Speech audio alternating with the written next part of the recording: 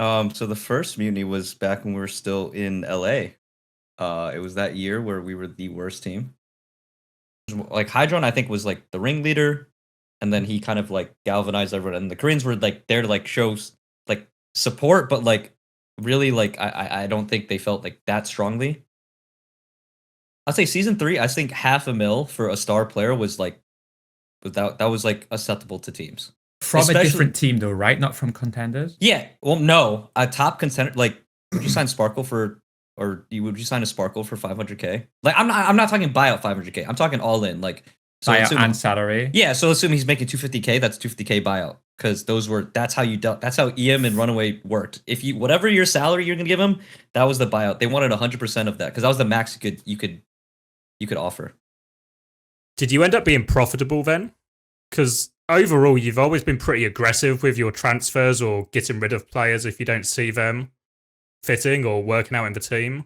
And then obviously winning the Overwatch League will help with that. But outside of the prize money, was it profitable?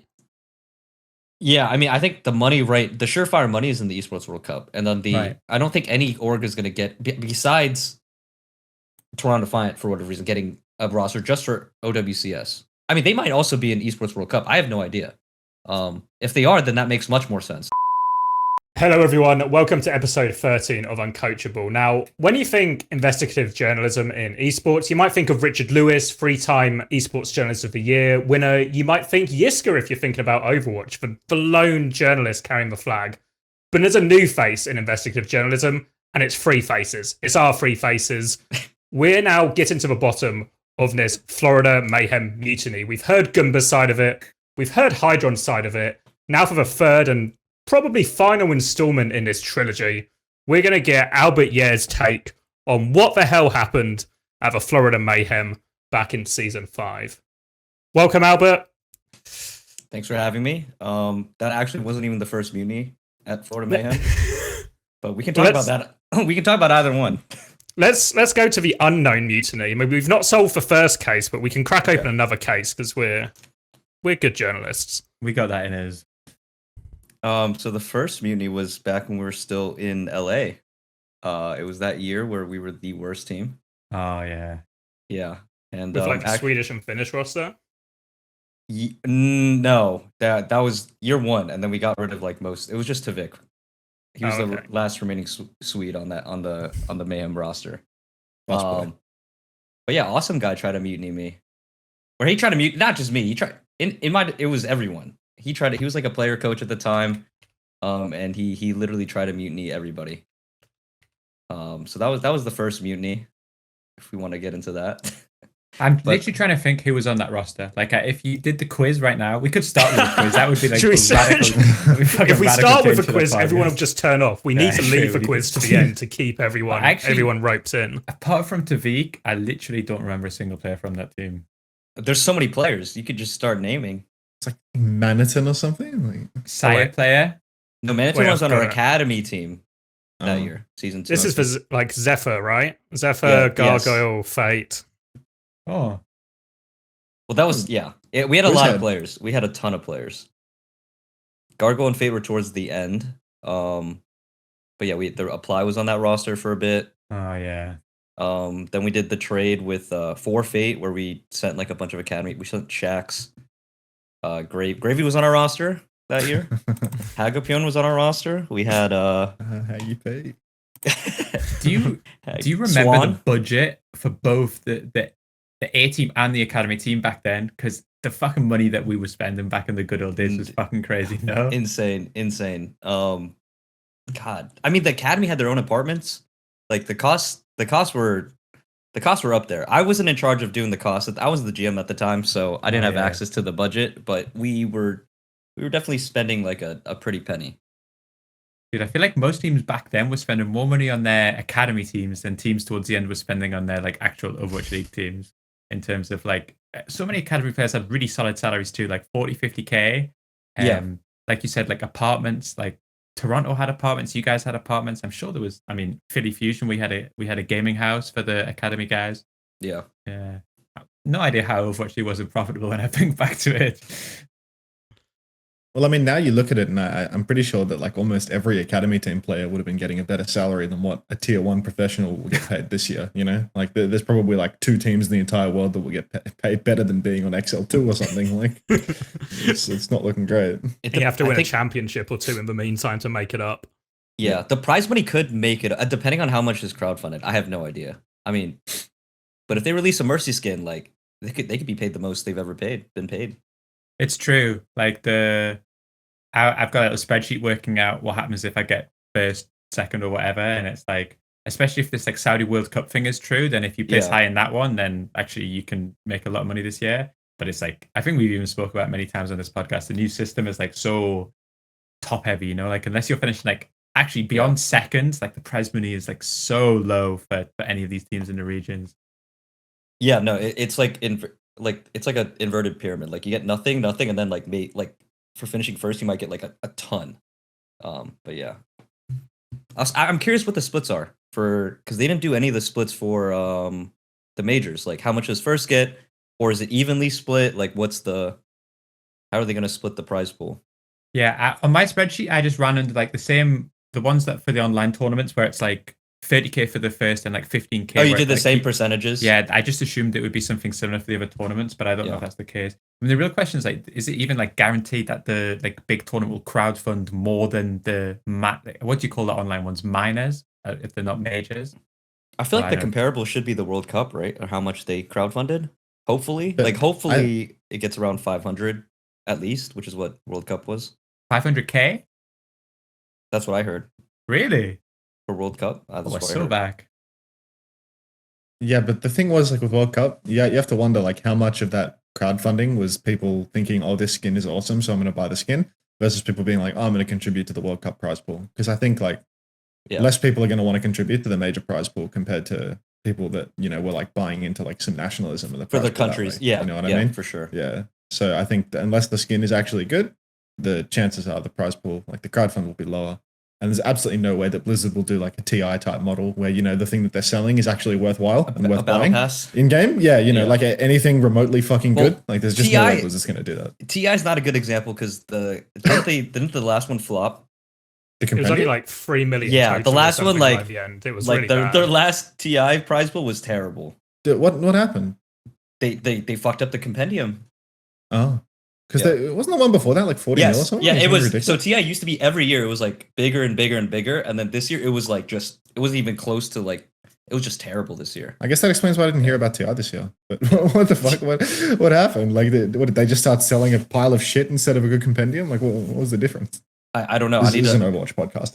We need to look into that. We need to look into that. We can cover the Dota section of the news too. Domain expansions.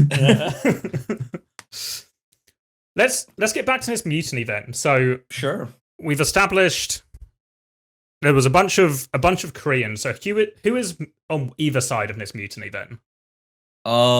So BEARHANDS was on one side, and I think I got thrown in on the BEARHANDS side because like they just weren't. Even though me and BEARHANDS never really saw eye to eye, anyways.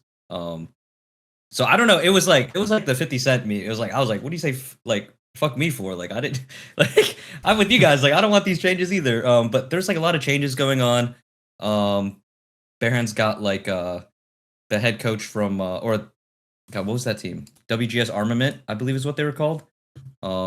WGS had a bunch of names, but I'm pretty sure it's WGS Armament is what they were called. And Unred was the head coach of that team, and he basically there was two visions for like the roster. I want to do like, hey, we have an academy team that's decent in GOATs. Like, why don't we just combine take the best parts of our academy team and merge it with our current Overwatch League team? Like, surely we can come up with something there. It's not super expensive. And my plan was shot down in favor of his, like, let's just go all Korean and get this, this good contenders team from Korea that we can't even have due to visas until like later down the road. But anyways, long story short, they came in.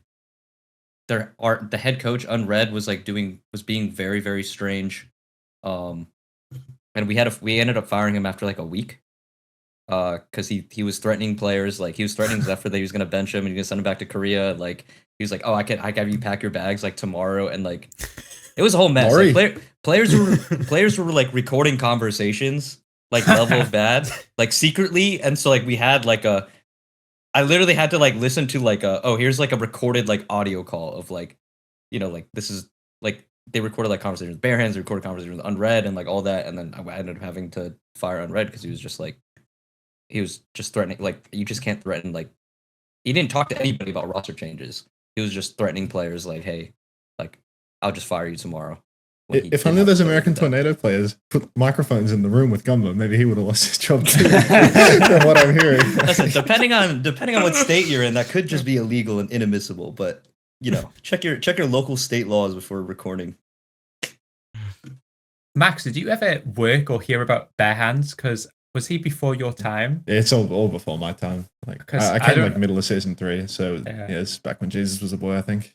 Yeah, I don't know if you're looking to throw him under the bus, but did I not hear the worst things about BEARHANDS, like compared to any other GM in Overwatch history? Like, at the risk of slandering on this podcast without being in the know, as always, I'm sure there was stuff like where he was like the most unbelievably lazy person ever, would like play games all the time that you couldn't get a response from him. There was like all sorts of shit. I mean, you can say no comment if you want. We can move on, but no, everyone hated BEARHANDS. And that's good. I think someone on our content team almost fought him because he was like, there was like some soda ban in the office. He's trying to enforce it on the content team. I don't know. I forget what it's been so long ago, but there was a ban on soda because I think we had something like a performance coach, like someone said no soda in the office because they felt like it was inhibiting performance or whatever.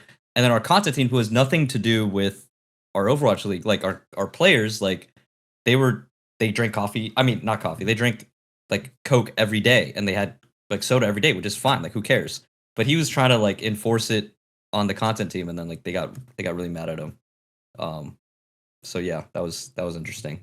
Did he start somewhere else, right? Season 1, was he not like New York or something? Yeah, so he was on New York, and then he also did their academy team, I believe, XL2, the one with Flower and them. And then he came to us. Yeah. I ever wondered how many people in the Overwatch League history were so unbelievably bad at their job, but just continued to get more jobs afterwards, just for the thrill of it? Like, it must be an unbelievable number. Well, BEARHANDS didn't. Well, Florida was his last L job, thankfully. Or yeah, Thank God. But I mean, his strategy was like, I remember having a conversation with him, and I'll never forget this. He was like, "We're going over roster." He's like, "Why don't we just get a full Korean team?" I was like, "Why?" I was like, "You don't think a mixed team could ever work?" He's like, "No, I'm not saying it doesn't work, but like I can't figure out how to make it work. So it's better off just going a full Korean team." I'm like, "What does that even mean?" Because I was like shocked.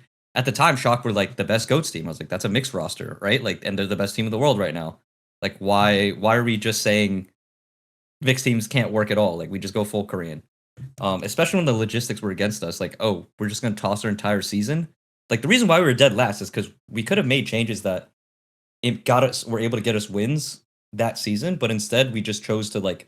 I was like, you understand, but like saying we're gonna sign all Koreans mid-season, that means we're not gonna get them till like the last stage, which means we're just literally throwing this entire season in the garbage for what? And it's like, so yeah, that was I was like, why do we do, like, we can just, if we want to do this, we can do this. We can have like a short-term solution and also pick up these pieces in the off season.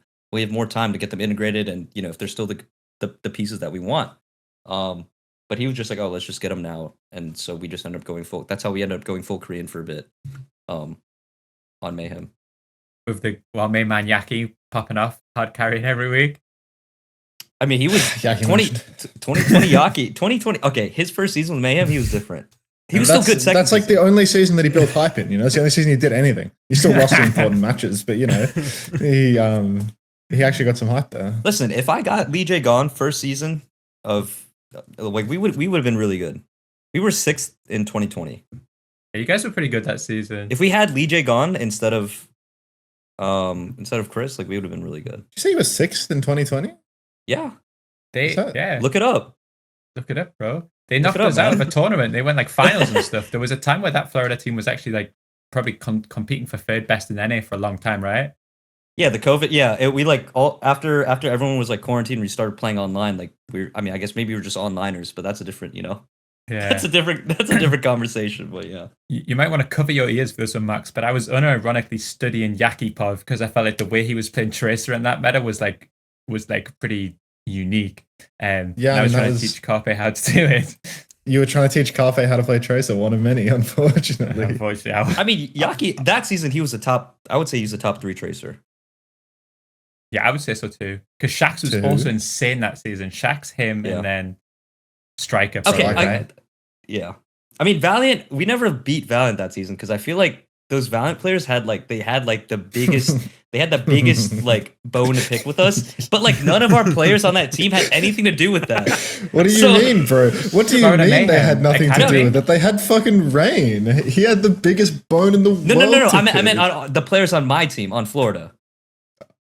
Just like because it was a past organizational thing, Yeah. or it wasn't Rain on that team? Like Yeah, no, the I'm saying actual the roster? Valiant players had a bone to pick, but not with any of the Mayhem players. It was just like they just had org. something to prove. Yeah, so like it wasn't mutual. Like it wasn't like a mutual like, oh, we hate each other. It was just like, oh, we like, you know, we used to be on Florida. They let us go. Like we're gonna make sure we beat Florida.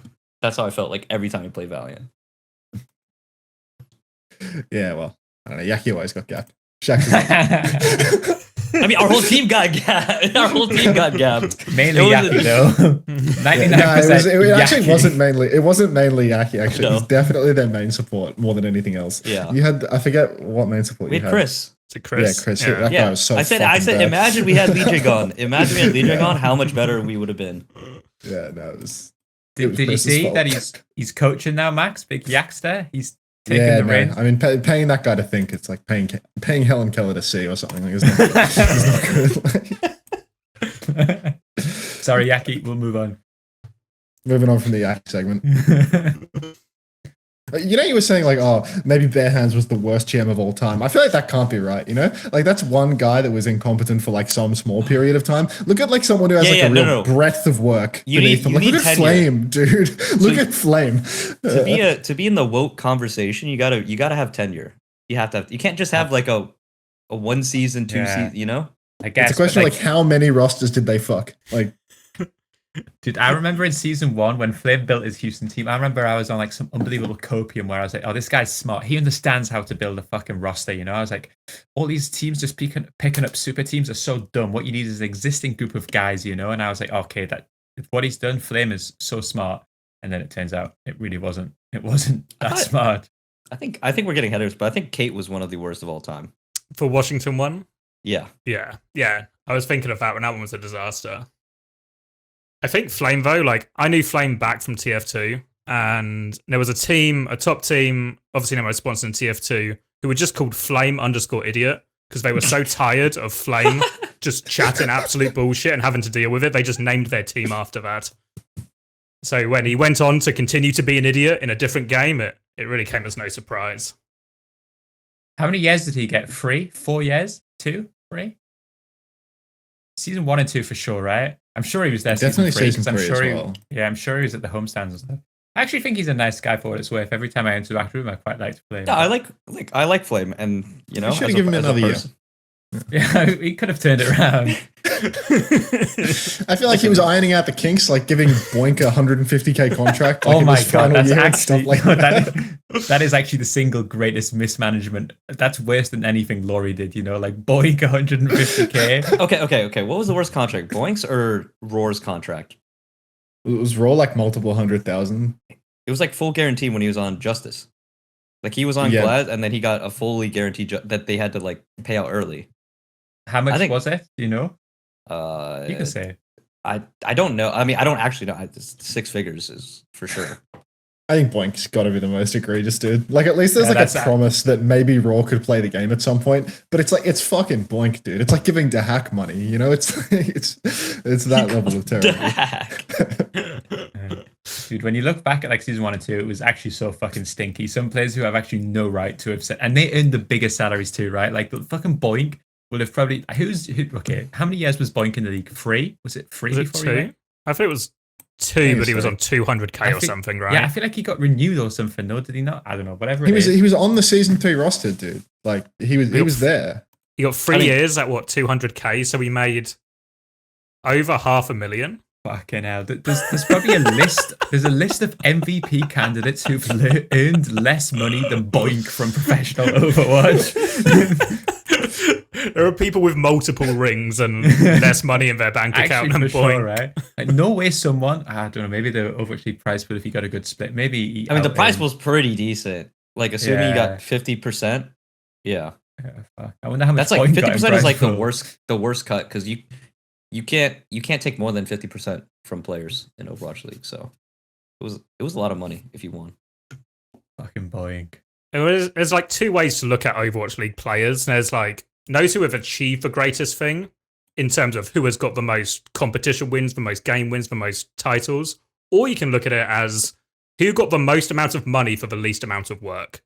And in that sense, Boink might actually just be skyrocketing. Who's the richest person from Overwatch in history? Richest player? Carpe? Carpe? Yeah. Violet? If you count prize winnings, I'm pretty sure there's no way anyone's beating him. Even with Carpe's like fat salary, right? Am I crazy? Yeah, I guess Violet also did one more year than Carpe too, right? I think pure salary, Carpe, probably. Yeah, I would say so. Yeah, just salary, no prize winnings, probably Carpe. I think that's hard to. I can't think of anyone else that with as much tenure and.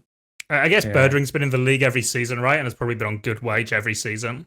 No, Carpe's money was like 100 grand more than anybody else. I contributed to Carpe. You fucked. I just think right? Carpe should give me a percentage of his salary that I was able to get him because he got a fat check. Yeah. He got a fat check. Was it like fake, or were you actually willing to pay that much for him? Were you just trying to like fuck our budget? Was that the goal? Both. So I was like, paid it. Yeah, because he was still cheaper than the buyout options. I mean, we're talking like in season 3, it was insane money going around. Season 3 was incredible amounts of money being spent, like across the board. Really, how much were buyouts like on average in like season 3? Well, that was season 3. Oh, I mean, that was season like 2 off season. Right, that's Runaway. Right. That's EM. Those are 100% max buyouts for 2 like super teams essentially. How much do you have to pay for a buyout from a contenders team back in then? Do you remember numbers? I mean, we paid a lot for the 2 Runaway players we got. We played a lot. Dude. Because could you name those 2 Runaway players? Yeah, the only 2 Runaway players we had, Yaki and but we had Ganamjin, the flex support, not the main support. Yeah, those are 2 different career arcs, I would say. You had Ganamjin when he was good, you know. Yeah, he was really good as when we had him. I remember when we tried to sign Khan in season 5. I remember he was on like minimum salary because he was on Paris, and there was like 6 months left on his deal. And we tried to like work with Paris, and fucking Drew told us, he said, "Oh, that's a 50k buyout." And I'm sat there like, I don't think this guy understands like the basics of business, because I'm not a GM, I'm a fucking coach. But clearly you can't offer a buyout for a player that's 2 times what his salary's got left. Like, he's only got 25 grand left on his salary because it's already halfway done. He's got 6 months on a contract, and we're meant to pay like twice that to get him out of a team where they kick him anyway. And we just said, okay, no problem. And then he comes back, and I'm sure we got it for like fucking 5 grand in the end, you know? Yeah, it but was. Like, some of the fucking like buyouts that these teams were charging was like, okay, I'll say season 3, I think $500,000 for a star player was like, that was like acceptable to teams. From a different team though, right? Not from contenders? Yeah. Well, no. A top contender, like, would you sign Sparkle for, or would you sign a Sparkle for 500k? Like, I'm not talking buyout 500k. I'm talking all in, like, so buyout and salary. Yeah. So assume he's making 250k, that's 250k buyout, because that's how EM and Runaway worked. If you, whatever your salary you're gonna give him, that was the buyout. They wanted 100% of that because that was the max you could offer. Isn't that the rumor for Chorong? Even in like season 5, didn't Toronto pay like a 250k salary, 250k buyout, 1-to-1 on him? By that time, it was more rare. It was for like, but like, I think 2020 offseason was like a crazy year in terms of like the amount of top tier prospects, like talent available. Yeah. Because EM and Runaway both hit the market at the exact same time, and they all had like top 5, you know, arguably top 5 players in a lot of roles. That's fucking crazy money though, right? Like, how can you? Oh yeah, I mean, Runner tried to fund his LCK like franchise, like a LCK like franchise bid with that money. Yeah, dude, they must have won from Overwatch more than anyone. That must be the real fucking profitable. The EM guy and the fucking Runner. Yeah, no, they were printing money for a bit. Like, they were printing money for a bit. Dude, it's fucking crazy. Actually, I don't even understand how contracts work, because I don't know. I guess they do work because presumably you wouldn't be allowed to play for them. What do you mean you don't understand the what do you concept? mean? Because like what I mean is like, okay, if there's an Overwatch League team and an Overwatch League team, I can understand the concept of a buyout because the league could exclude you from doing this. But if you're just playing in contenders, would the league really block you if you just joined the team without paying a buyout? Is that how it works? I mean, it must do, right? No, that happened, right? Didn't it happen with God, who was it? It happened with someone on Runaway or EM. Something happened where they just like there was no buyout. They just like basically just left their team and was like, I'm just gonna go an owl. Like you don't pay a buyout like to the owner or whatever because I'm not signed anymore. Or like I quit the I don't know. Yeah. I think it's just a Korean. It's like you dealing with all these kids. They don't know anything. These kids don't know anything. Like the owner can tell them whatever. Like, hey, you're stuck in a contract with me. Like, you know, I'll negotiate. But also, like Runner was a really good negotiator. So those players would not be able to get that high of a salary without Runner as well. That scenario you described, I think that was a Runaway player, and I think what they did was they lied to Runner and said that they were going to retire, and then he released them from the contract, and then they joined the Overwatch League team. It wasn't. It wasn't a case of like. I think all of these contracts were like solid enough that you couldn't just join the Overwatch League. You know, the whole point of the ecosystem was to avoid that and make it allegedly profitable for the tier 2 teams, right? The thing with these Korean teams, their like operational costs were so low because I don't think they even paid a salary for these players. They housed them and they like fed them, but like there was no like salary. Like I don't think they were paid a salary. Like I don't think. Did you see the Runaway house tours back in the day? It's like they're literally paying them with a fucking futon on the floor, 5 people sharing a room, and a pack of ramen a day. Like it's fucked. Locking them in for 250k fucking buyouts or fuck off. Like it's fucking crazy, no? But if they get that, whatever the buyout was their salary, so they did get paid in the end. They got paid a lot. But there must be players who didn't get into Overwatch League purely because these orgs kept a massive buyout over their head and orgs went elsewhere. It has to have happened. I'm sure. But I would say the vast majority of players, like at the top, like Korean team, like your EMs and your Runaways of the world, like they got paid. You say this, Chris, like this isn't like a Korean only phenomenon. Like there are players in the West that have absolutely been signed to like tier 2 academy team type things and not made it up to tier 1 promotion because they had a buyout over their head. The org didn't want to let them go, you know? They were putting money into the player and then people are like, oh, can we take him for Overwatch League? Yeah. And it's like, well, you have to pay a buyout. And they're like, well, no, you know, he's not worth that much. I think a player that comes to mind, probably Simple, because I think Simple I think probably a lot of teams would have been interested in Simple if he didn't have a buyout. But he was on Boston Academy for the longest time. And made it in CSGO though. Worked out okay for him. Yeah, you're probably right actually. But yeah, it's kind of fucked up when I think about it. I know we've been on kind of like an expose of the unethical actions of the Overwatch League, and maybe we've stumbled onto a new one here today. But I don't know. I feel like, yeah, I guess academy teams probably did it as well, right? Like it must feel so shit to join an academy team, get an offer in Overwatch League, and have to not get allowed to take it, and just locked into XL2 Academy. Well, no. So if you got an offer from an OWL team, they would have to match it. So if same for like Runaway? No, not for Runaway. I mean, also Koreans operate like the cultural differences and like the way they like, because I feel like the US is more like, okay, this is what you can legally do, and like people are more, you know, they don't want to like get in trouble, like lawsuits like that. So it's more like if it's more by the book. I feel like Korea I felt when negotiating was more like relationships, like, oh, like, you know, like I don't talk to me at all, like put all communication through Runner or like whoever was their like head coach. Could you just say the words Korea is a lawless society so we can stick it as the title and then go viral again? Like, is that possible? No. But, technically I said it, so we can still make it the title. I feel like you know how you were saying that the Paris guy was asking for 50k and you feel like that's so ridiculous. It's like I feel like you're missing a bit of the perspective too, you know? It's like that guy probably paid like $500,000, $1 million for the EM core just a couple of years prior, right? No, so like that coaching staff, probably the highest paid coaching staff of all time.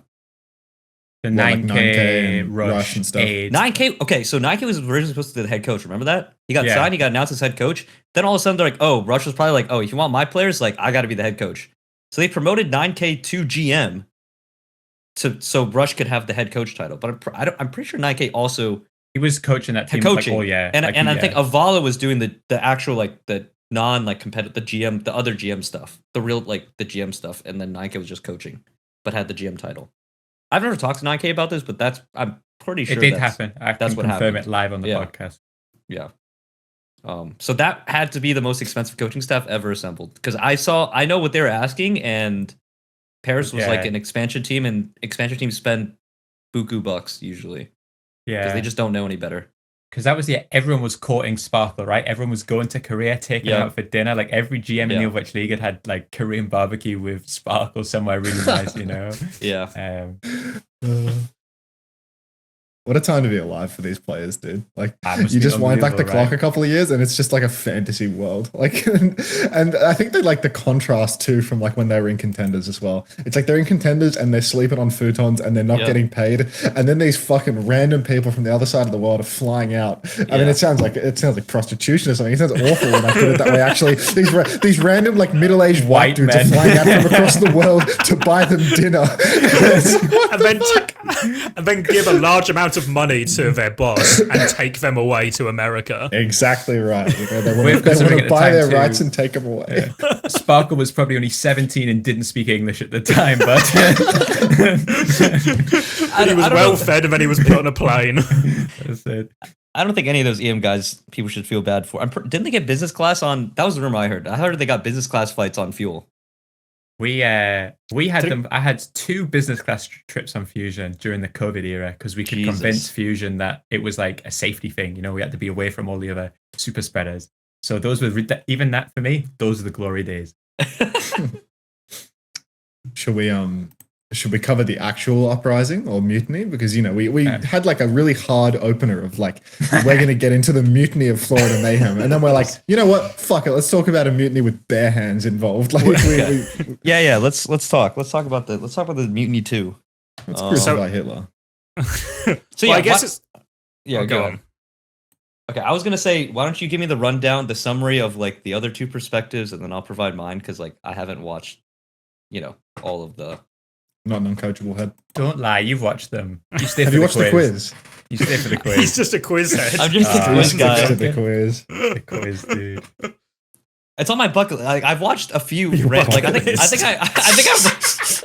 I feel like after we shoot this, I'll be like, I'll go back and see what they said. But I was like, I wanted to be here. I want to be fresh. I wanted I to like be. that. Well, I wanted to be unbiased. raw. So obviously, I think the general gist from Hydron especially was that like Gunba, I think 80% of his argument was like Gunba was working them too hard, was like constant like free blocks into constant like VOD reviews till 1 a.m. I think there was also comments about Gunba not being the most friendly or sociable to the players. With Never heard that sometimes- one before. He Yeah, wouldn't that's- listen to that's- them as yeah, that's a well, new I think one. was a big thing. It felt like Yeah. they got no Yeah. input or no feedback in any of the coaching decisions. And it felt like from Gumba's perspective, it was a little bit, he obviously justifies everything he does, like the ends justify the means. That's what they say. And I feel like, yeah, for him, he was very much on the side of, well, we have to work hard to win. And to me, that's where like the main disagreement came, was like the hours and the relentlessness that Gunba was putting in, to the point where supposedly Hydron, Mad Jed, and then I don't know who else came to you and said, please get rid of him. Yeah. So, did Hydron talk about like who was involved, or did he just talk about like there was a mutiny? Like how deep did he get? I think our The- understanding in our deep dive was that it was like mainly the Westerners on that team wanted him gone, and the Koreans were they weren't like, I think the way he described it, I think I could be again spreading misinformation, but I'm sure he said like the Koreans weren't necessarily like pitching to get him gone, but the Koreans wouldn't have also mind if he'd gone. Like none of them were necessarily like saving to like trying to save him. They were unhappy, but they weren't raising their own pitchforks. Right. Yeah. So, I think that was the same thing I got. I think Hydron, like the Westerners, like Hydron, I think was like the ringleader, and then he kind of like galvanized everyone. And the Koreans were like there to like show like support, but like really like I don't think they felt like that strongly about it. And again, I think so. Obviously I hired Gunba, and like I know who he is as a person. Like I've talked to other people about Gunba. Like I knew what I was getting at, or I knew I was getting in him, which is like probably the best strategic coach, I would say, or one of the at least top 3, like bare minimum, like strategic. I coach. think he's first. I think it's like Yeah. it's hard to argue. Yeah, I mean, I think he was number one, but I'm just saying, like, for broader speaking, like, I think everyone understands that, like, he's a brilliant, like, strategic mind for Overwatch. The human element of the coaching is the tougher part, and I think he understands that, or he understands that he's not good at it. I don't think he fully comprehends like how bad it can get, which I think is what led to like the Mutiny situation, which is like, but like I was like, okay, so I heard from all the players, I talked to all the players, I talked to the coaching staff, I talked to the entire coaching staff, and our team manager Swing at the time, like just getting all perspectives, and basically I was like, okay, this is. We had a meeting, and I said, we had a meeting, and then I basically just laid out like, okay, this is where I think we are. I'm not gonna fire Gunba. I think, we can all agree like he's not the best at like communicating, in like a, because I think it's just packaging. I think he's not the first coach. He's certainly not the first or the last coach in Overwatch to do 3 block days, right? For sure. Like. That's not like a, like if that's the case, then we can call everyone Hitler. We can call like every good coach in Overwatch like Hitler. We could. Every single one. That's what we've been doing for weeks. Yeah, they've all done 3 block days. They've all reviewed till ungodly hours in the morning. And I think his downfall was like not communicating the reason. Like if players feel good and feel like, okay, our coach understands like it's hard for us, and he's like with us, and like he's It's just like the phrasing and like you can do things if you package them in a way that's more palatable. And I think that was Gunba's issue, is like there was like no packaging. He would just throw it at you, and then you'd have to deal with it. And then he would just expect everyone to deal with stuff. So it's like, oh, you're benched? Like, okay, I'm just gonna say like his version of sometimes like when he'd bench players, he just like, hey, you're benched. Like no reasoning, like no, like he had reasoning. And sometimes I'd be like, okay, what's the reasoning? Like you can just tell them the reasoning, or like, because in his head, it was more like, it was always absolute, but it wasn't. Like he'll be like, because I think Hydron probably said this before, where he was like benched for Exi. He was like, oh, like you're never playing or whatever. Like I'd be like, like there's a path.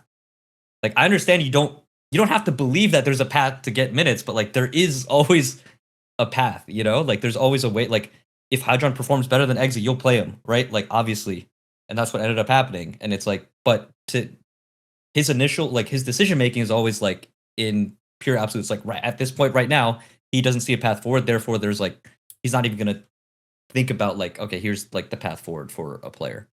And I think that just comes down to like that's just his weak spot, like as a coach is that. And I think eventually throughout a season, when you have everything adds up, right? I think we actually didn't do as many 3 block days. I think we were a rookie team, so his justification for 3 block days, like we're rookies, like the only way we can catch up to everyone with experience is to grind. Like we got to put in more hours. We got to do 3 blocks. I mean, we were 3 blocking since preseason that year, right? Because we had an all rookie team. So it was like, okay, we need to do. And I truly think like without those reps, like we wouldn't have been as good as we were. And then that really like crystallized like, okay, these are the players that like have the chance to like, to take the next step, right? So like Ham, obviously, like Checkmate, like. We could identify. It's more easy to identify players that we should be keeping for next season through that way, but just put in through the grinder. And in my head, I thought we have like a 2-year window, right? Like we have some real gems in terms of, because 2-year window, like most contracts are 1+1s. So I would say if you have a good rookie class, you have a 2-year window. You develop them as rookies, and then year 2, like that's when you have to win. And that's really what happened to us. It was like, okay, so let's put together the best roster we can using the pieces we have. But yeah, back to the Munity, was just me communicate, just, hey, I basically just letting all the parties know that I understand all the problems. I'm not going to fire Gunba. Here's what Gunba needs to work on. Talk to Gunba on like things he needs to work on. And from the players, here's explaining to the players like, like this is why we've been doing what we've been doing. The communication hasn't been all that great, but like here's our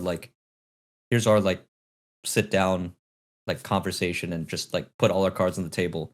Like towards the end, I was like, okay, like if you guys have another problem, like like just come to me, let's talk it through. But yeah, I was basically like, I don't think we had that much.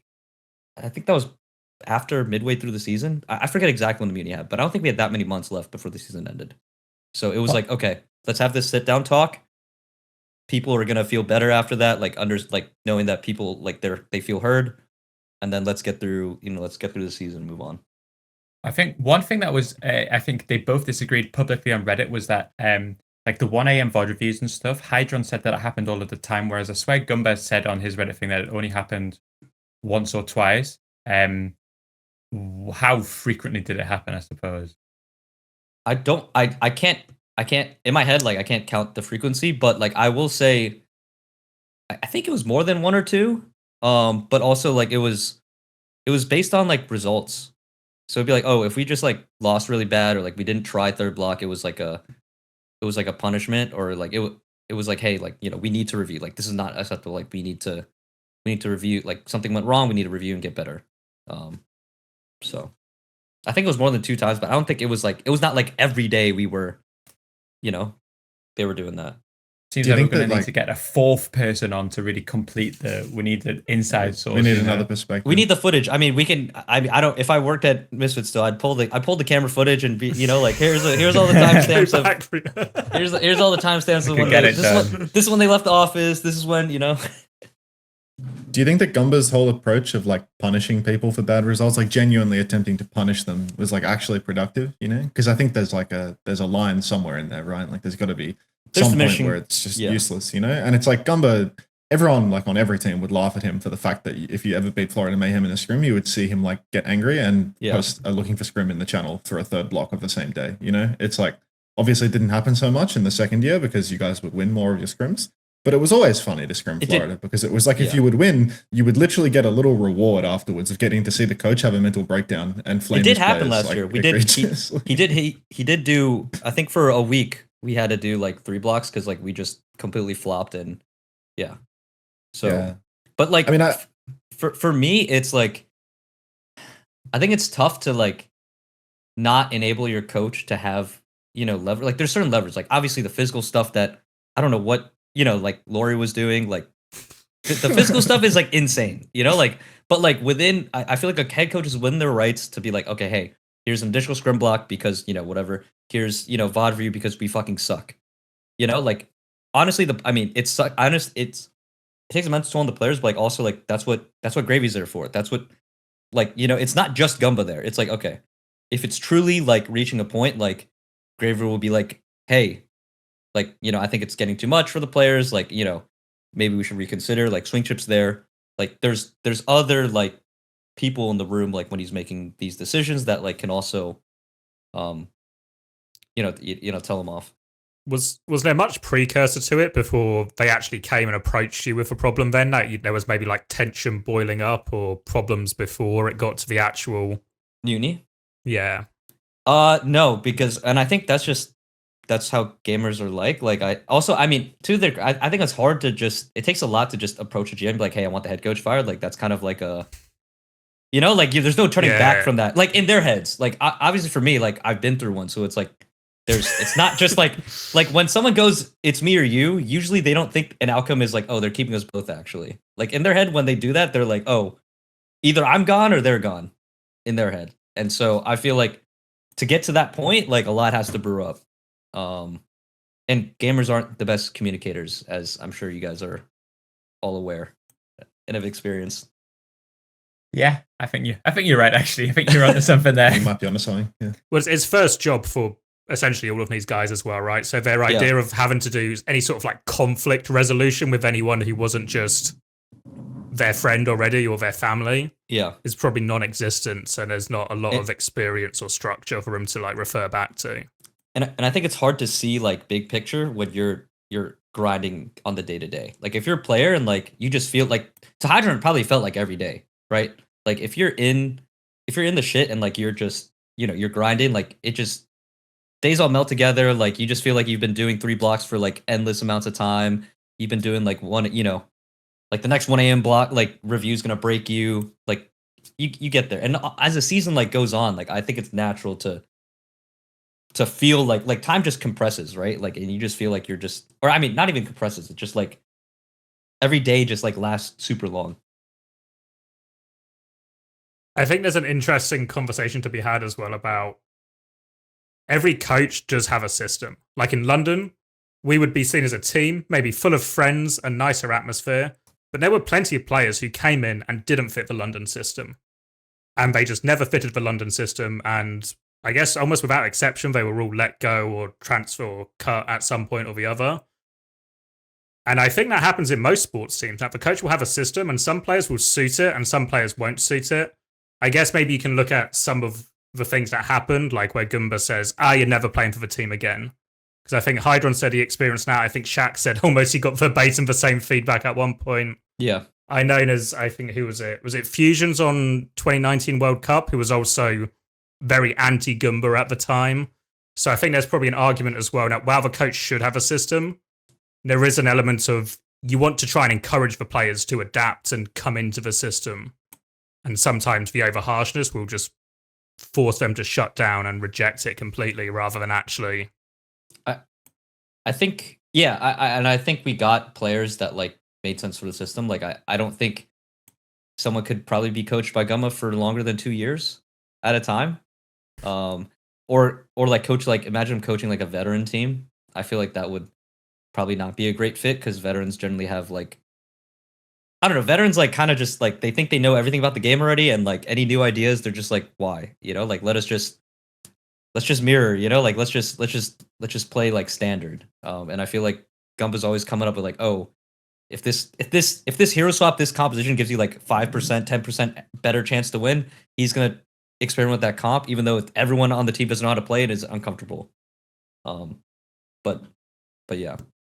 What's the fallout then? Because it feels like no matter whether you picked one person or the other side, or you just tried to keep it going, that it would cause huge tension either way.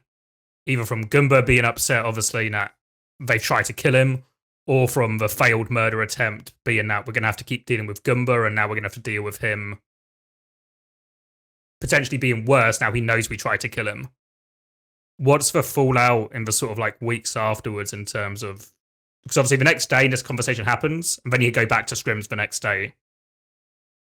I mean, I think it went fine. I mean, I was confident in my ability to kind of keep the team together. Like I was the kind of the person in the middle, and I felt solid and like understanding like everyone's issues, everyone's like perspectives. And that's, yeah, I think it was just like, hey, sometimes people just need to let it all out, and then they can keep, you know, they can keep on with the season and make it through the rest of the season. So that's kind of that was my thought process. Yeah, my feeling is if there's one coach that could take a mutiny and literally shrug it off and go back to work the next day, it's Gunba. You know, like that's the type of thing. I've never met a coach that works as hard and as consistently as Gunba. Like, and that I think that's the one thing that, because like, I think it's easier to mutiny a coach where it's like, oh, this guy's lazy, doesn't do shit. Like he expects all this from us and isn't, you know, but like can't say that about Gunba. The dude will be there for VOD review until 1 a.m., go to sleep for 3 hours, wake up and like raid with like his Australia like and then come in for work after that and like, oh yeah, I just got done with like a full raid. And it's like dude, like you're not like a human being, like you're just a machine, you know, like a machine just like built to coach Overwatch.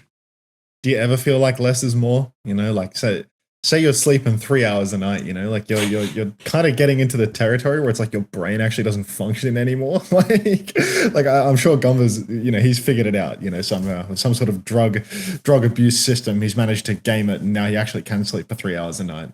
But you know, like there's got to be like a less is more somewhere in there where it's like, do you believe that they're getting overworked or that he's overworking himself even?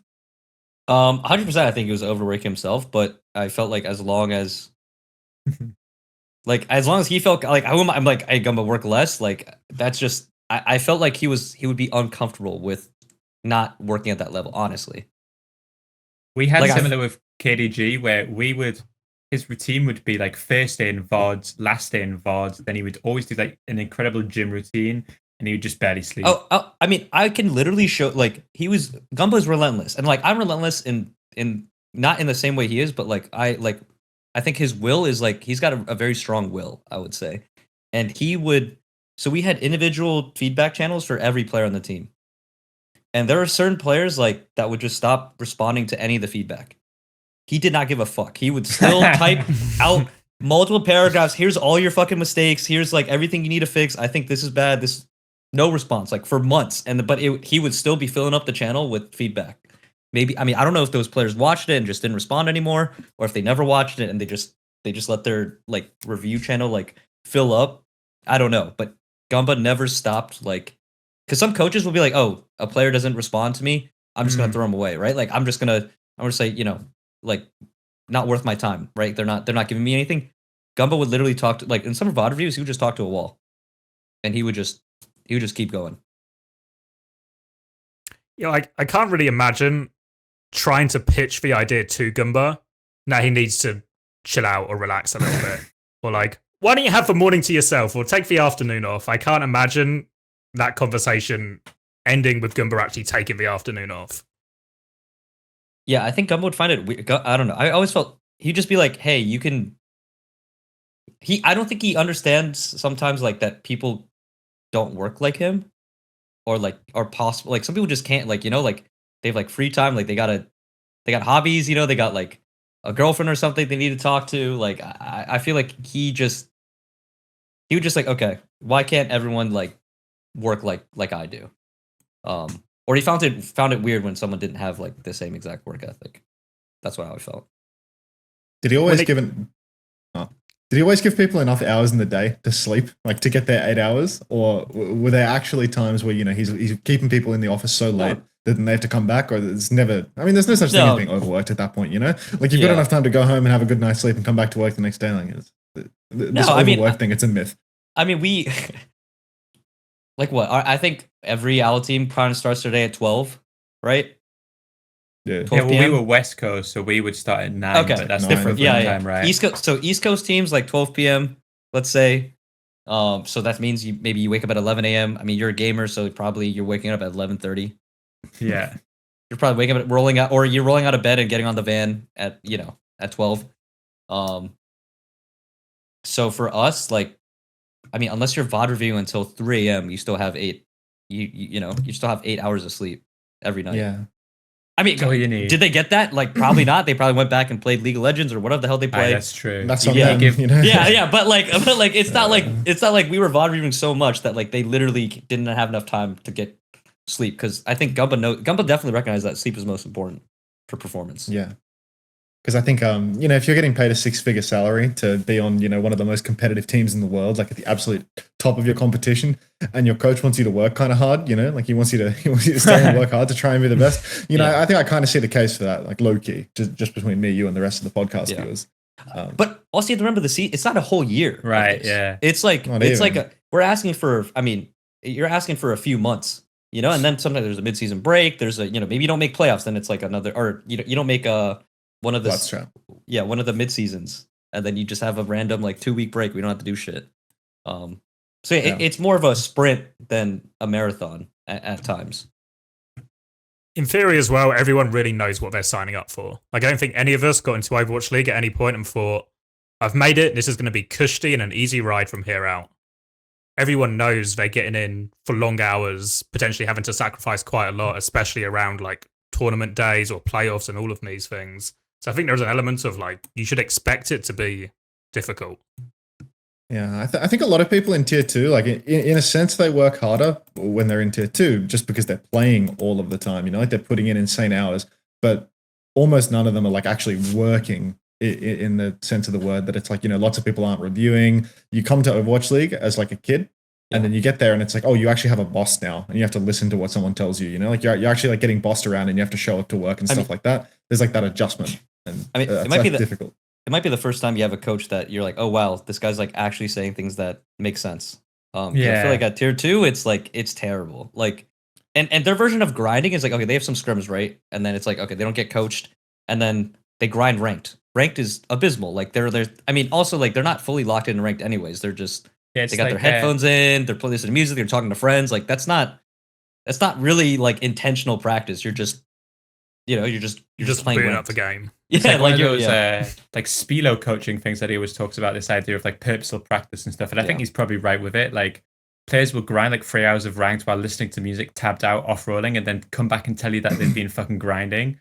Like playing ranked isn't fun. That's like this once you get to a pro level, pro players will convince you that the thing that they've been doing as a passion project for the last 6 years is now like the most strenuous work possible, and that me expecting you to create a Widow only account and play Widow for an hour a day that's fucking too much. That's I just need beneath to them. play. Yeah. That's it. And it's like, no, I played 3 hours of ranked. And I'm like, well, yeah, well, half of it was on Anna. Like, how many times I saw fucking Lethal playing Winston, right? On Junker Queen. He I've was on fucking Junker come in, Queen all the I've come in, time. and this guy would be on Winston, and I'm like, oh, fucking fantastic that you're really Yeah. fucking grinding. It's like, well, I got my 2 hours of ranked, and I'm feeling fresh, and it's like, I guess that's right. And it's like, if you were unpaid, these people would still be playing ranked. So this fucking delusion that players have that like playing ranked is this unbelievable grind that takes all this effort. Horseshit.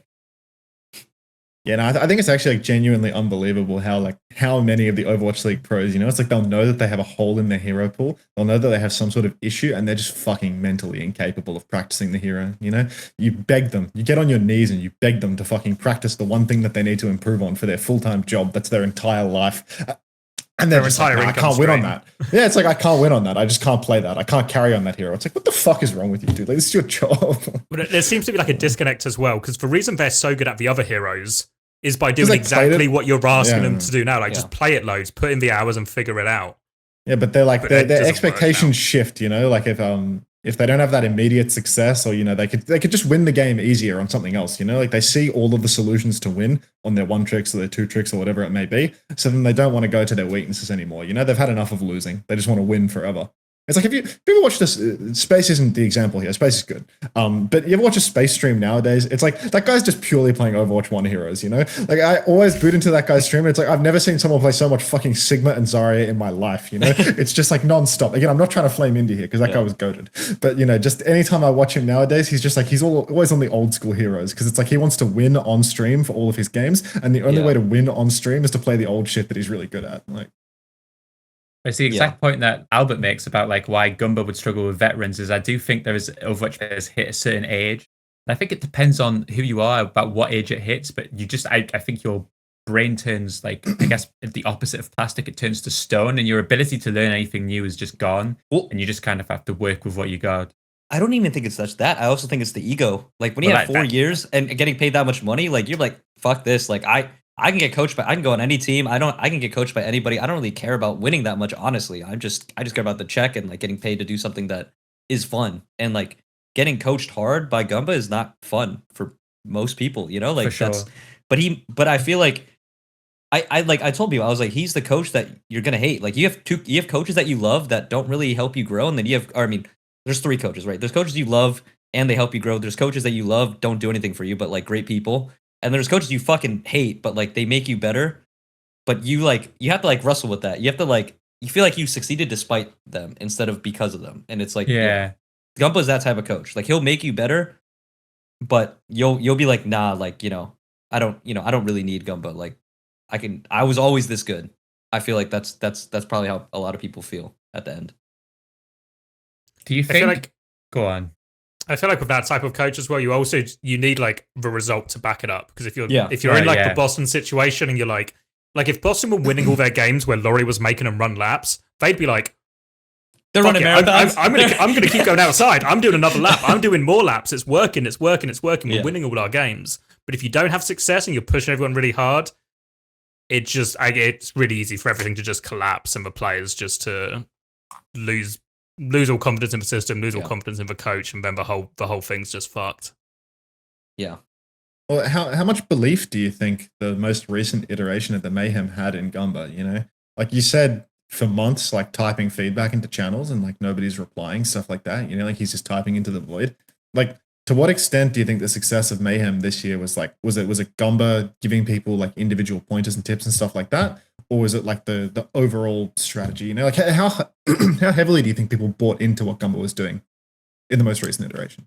I don't know. I'd have to ask the players. But like, you don't know? Like, well, I mean, I'm the president, and I have a team manager, and then I have coaches, and president. then I'm like, okay, no, like, that's so the title. no, like, okay. But seriously, like, I think it's really weird when like a GM is like super involved day to day and like talking to play. It's like, I want to give, like, that's like their system. Like, I want to give the coaches the ability to coach. Like, I don't want to be in there like putting in my 2 cents. I'd rather give my 2 cents to the coaches, and then that gets disseminated. Like, because I had ideas too, but I would tell Gunba, and then he'd give me credit. Like, on the, I'd watch streams like, hey, like, why don't we do this or why don't we do that? and he'd give me credit on on TeamSpeak or whatever when he's pitching it, and seeing what people do. But I would say it's hard to pinpoint like exactly what, but Gunba definitely had a net positive impact for sure. Like I 100% believe that this year. Like some of the comps we're running, you think those players are coming up with Moira Kiri as like a backline comp? Like no, they're not. They're not coming up with that shit. Like nobody knew how to play that until like it's like this vision, this abstract in Gumba's head that like, oh yeah, this like I see how. You know what we should do? We should run fucking Moira Kiri on Ilios well to win, and everyone's like. Nobody else, like, you say it to a player, they don't have any fucking idea what you're talking about. And then you play them like, oh, we want Ham on Diva on that. And it's like, but then it like slowly comes together. So I don't know if there's like one, I'm like, oh yeah, like that one thing he said, like, that's really what I think it's just the overall, like, day to day. Like, he's always there. He's always providing feedback. He's always doing VOD review. In mid scrim, he's doing VOD review. Like, like in the breaks, he's doing VOD review. Like, he's always trying to maximize the time that the team has for like during practice. I'm inspired. I'm actually gonna go fucking grind some VODs after this podcast. Fucking Gunba keeping me on my toes. The fact that I might have to compete against that guy in EU, I've got to fucking step my shit up really. Yeah. I just think that his approach overall was like, it massively rewarded him because of how the meta turned out at the end of the year. You know what I mean? Like if it was that same playoffs meta as the previous year, like. This approach wouldn't have mattered, right? Like this getting every different, getting a bunch of swaps and getting everyone's versatility super high. But Gumba's strength is that, like he can win in more than one meta because he sees the strength of the roster and tries to play into it. And right. I think people are just idiots and want to do the one trick thing. Well, I think most head coaches, right? They look at him, they're like, oh, he's a great Winston player. Like, let's just keep on Winston, right? I don't think many people would try to expand that hero pool. Like, I think if Ham has another head coach last year, or 2 years ago when he was a rookie, like he might not develop into this hyperflex that he is, to the extent that he was on Mayhem. Like, and I think for us it was like, okay, we don't have a very good Sombra player. Gunba stepped to the fact. I think he had to fight our team on like, because like our team was like, oh, let's just copy like this other Korean super team, and like they play, they like, oh, Sombra's just the meta, like there's nothing we can do about it. And Gunba's like, no, like we're bad at this. I'd rather try anything. And like literally any comp besides this comp to try to win, and surely there's like some comp that we can find. And I think a lot of other teams are just lazy, and they're like, okay, well, we'll just play the meta comp, and Atlanta's going to beat everyone. We have no chance of beating Atlanta, but like maybe we'll beat the other teams that aren't Atlanta and live with that. And it's like that doesn't set you up for success later down the line when that's like if that's the meta for the whole year, like you lose. If that's not the meta for the whole year, you just waste you didn't develop any other heroes during that time. So you lose either way. You have to play catch up at the end, and I think that's what happened to a lot of teams in playoffs. They had to start playing catch up, like they had to play comps that they didn't have any practice on throughout the season because they were just lazy and were like, hey, let's just play the Sombra Tracer mirror. How much buy-in do you feel the players had then? Because I feel like the word on the street between season 5 and season 6 is that even the players you kept, I imagine maybe season 5 gave you a pretty clear idea of which players were suitable for the system and which weren't. Yeah. But the rumor from the outside was that actually a lot of the players, even the ones you wanted to keep, weren't as keen on another year of Gunba. Was there much buy-in at that point, or was there a certain amount of convincing you had to do for the players you wanted to keep to get them back on board for one more year and one more push? It wasn't easy. It wasn't hard to convince them. I wouldn't say I convinced them. I just told them like, hey, here's the facts, right? Like I was like, okay, we're optioning you. You don't have no, a choice. We didn't. No, not that. It was like, okay, we are gonna option you. I asked all the players we're keeping, like, hey, who do you want to play with on the team? Who do you want on the team? So I got all that, did all the extra reviews, like, oh, got their opinions on Gunba. It was varying, like that. It wasn't a consensus on whether they want to keep Gunba or not as a team. The remaining core we had.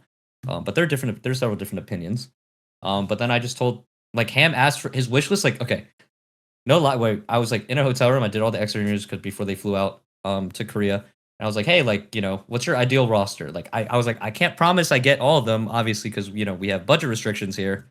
But give me your wish list and let me see what I can do. And he was like, oh yeah, I want like Merit. I was like, okay, like Merit's on Houston, like I don't know how we can get him, but like yeah, okay, I'll put Merit down.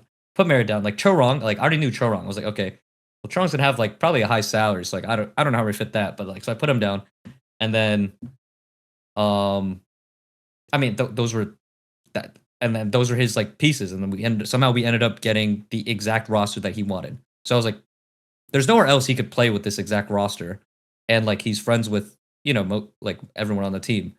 So it was like it was like, hey, this is the best team like on paper. Like even if you dislike Gunba, it doesn't really like like there's nowhere else. It doesn't get better, right? And I also like told the players like, okay, the players that wanted Gunba, I told Gunba too. I was like, that's why last offseason Gunba posted LFT, because I'm like very straightforward with people. I'm like, hey Gunba, like this is what the players like thought of you.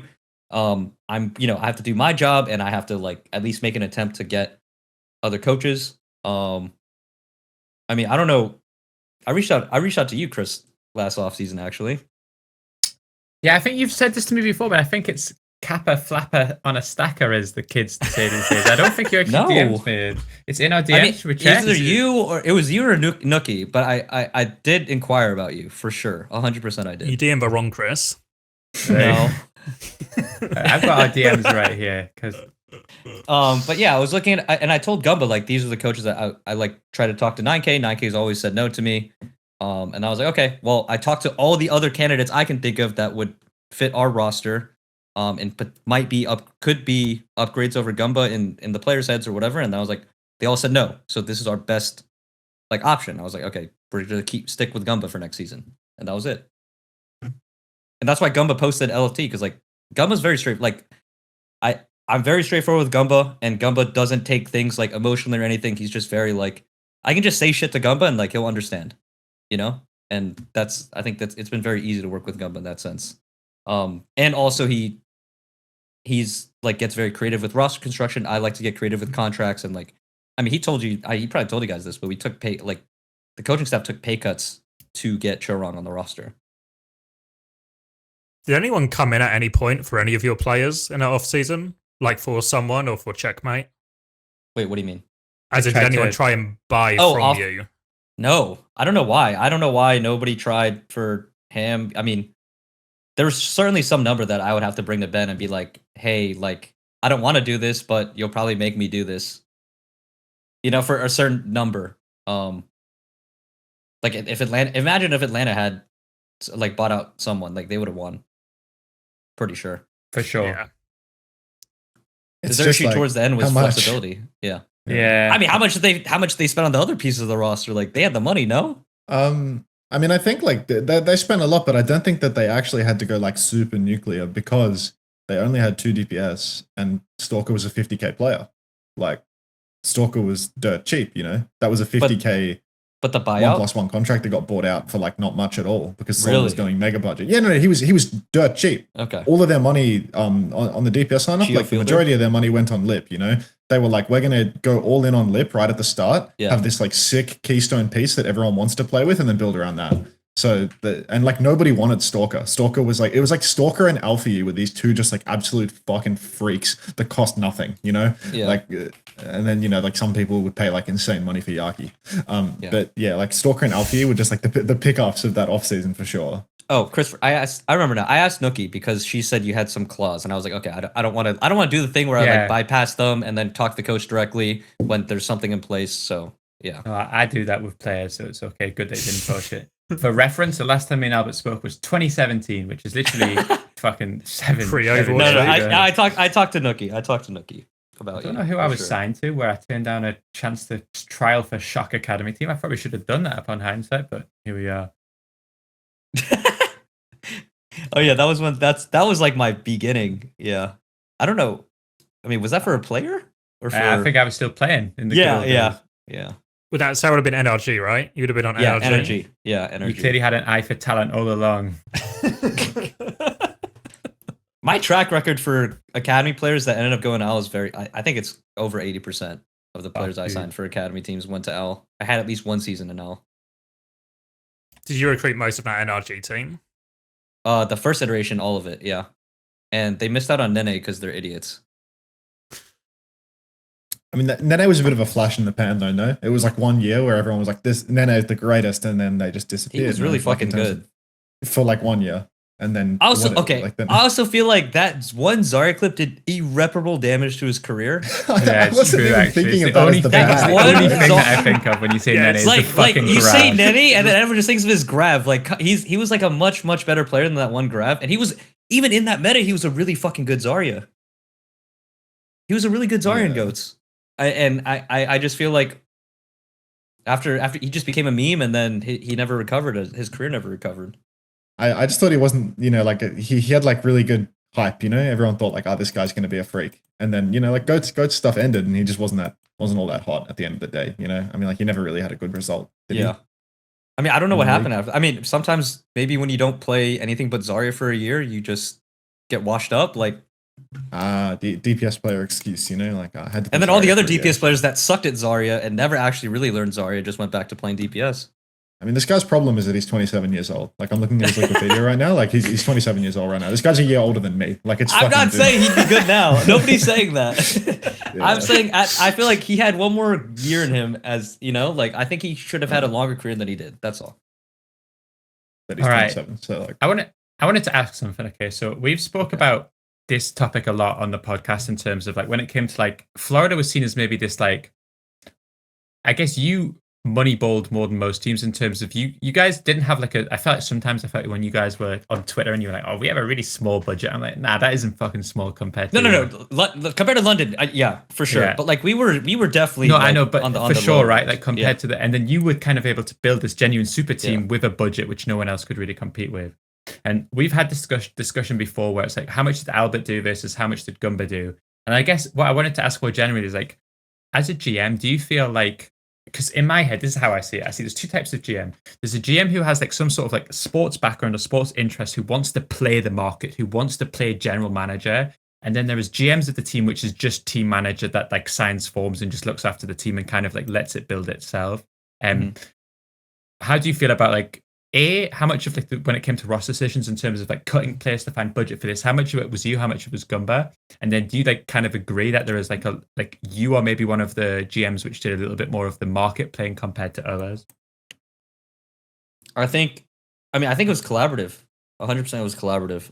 I think in the beginning, like I was building like I signed Gunba super late, and I was like, hey, like let's for the first season that so 2 years ago. And then we just immediately had to jump into trials. We had to like put together a staff. Like, okay, here's our assistant coach trials. Here's everything. But Rossman was always very, very collaborative between me and Gunba. Like, I think I'm always keeping an eye for talent because I've been scouting for like many years. Like, I like to do my own dirty work, so to speak. And I don't like. I'll form my own opinion, like on my own talent board, and I'll bring it to Gunba, and like we'll talk about it. Like he has his ideas on like who's good, who's not. He has his own like system, and then we kind of meet together and then narrow down the targets. This year was very easy. Like I think we both agree generally on talents and like who's more talented than the other, who's going to pan out. I think the biggest argument we had was probably Reiner versus Ham, but obviously I at the time like not knowing that Reiner would only be playing for 1 year, but like yeah, that was like a serious conversation. And then but our decision was made for us when Reiner chose Glad, so we didn't have to think too hard. But that was because I think I thought Reiner was 1A and someone was 1B, and then Gunba was like someone is 1A and Reiner's 1B, and so we were had a disagreement on like our first choice out of trials. But yeah, I would say it's extremely collaborative. Like I would say I know more about the game than majority of GMs. So, but yeah, I also do the rubber stamping, the contract negotiations, everything. So yeah, I would do everything. And I think visas, were a thing GMs drop the ball a lot on, because some GMs are like, oh, I'm on vacation, and then the visa gets delayed like an extra month, and that can be the difference between having someone in time for boot camp or in time for the season and not having someone. And yeah, I mean, we worked really hard. I think this off season, when I was in Korea for Achilles' wedding, and that whole time I was working on our rosters, and then I was really pissed because I was working on that, and then you remember Blizzard was just like, oh, we're just gonna extend. They extended it twice, and I was like, so what did I just work my ass off for in Korea, like on roster building, talking to people, just for them to put all that into jeopardy, because then it's like, oh, there's no actual contract to be signed. Just out of curiosity, how many people did you interview in the year that you picked up Gunba? Because I remember interviewing for that. How many people did you actually go through before you picked Gunba for that? I think I asked every Australian. And Gunba, you just did me face. You just did me facing Gunba. That was the interview process. Like, no. But I did ask every Australian, and then Gunba was actually I had interviewed him for Valorant initially because he was at the time which was very controversial when he got hired because they're like, oh, like surely Gumba's like just useless because he did a year of Valorant. It's like, what are we talking about here? Like everyone, like someone, like people on Reddit, some people on Reddit were mad that I signed Gunba over like some other coaches that I'm like, oh, people were so mad when you signed McGravy. Like, he doesn't have a coaching track record. It's like, he's a pro player. Shut the fuck up. It's like clueless. Yeah, I was like, Gunba wants him. Like it's, like I always let my head coach pick their coaching staff because I think it's at least one person because I think it's important for them to have buy-in on the coaching staff. Otherwise, like that's just not going to work. But anyways, I don't remember the exact number. I'd have to like look through my records. But I interviewed 8 maybe at least. 3 of which were Australian. 3 of which were Australian. And Gunba was like I think after you declined, because I was like, okay, I was like maybe because okay, Face ended up getting a head coach spot because I was like, okay, I'm targeting assistant coaches that I think maybe might want to take the leap to head coach, but just hasn't had the opportunity, and then I think had potential. So you were on that list. So I was like, okay, we talked to Hunter, like maybe he doesn't want to be an assistant coach anymore, he wants to be a head coach. And then after you said no, I was like, well, fuck, like, because I knew McGravy wanted, but McGravy also knew he wasn't ready for head coach because he had no experience being head coach. And I was like, who the fuck do I go to? And I was like, okay, Gunba was interviewing for Valorant, and I was like, oh wait, like I wonder if he has any. Like, I would just literally, like, I was like, hey, out of the blue, like, do you have any interest in coming back to Overwatch? And he was like, oh, actually, like, I prefer Overwatch than coaching Valorant. And I was like, okay, let's just fucking do it then. Like all the other candidates that dried up, I didn't think anyone were particularly impressive. And then, and so, yeah, just kind of, like, lucked into having that idea. Because, like, Gunba didn't tell me he wanted to be an Overwatch coach again. I just literally reached out because I had interviewed him for the Valorant coach, and we ended up not having a men's division. But he was one of the candidates for Valorant, and then ended up being our Overwatch League head coach. Crazy.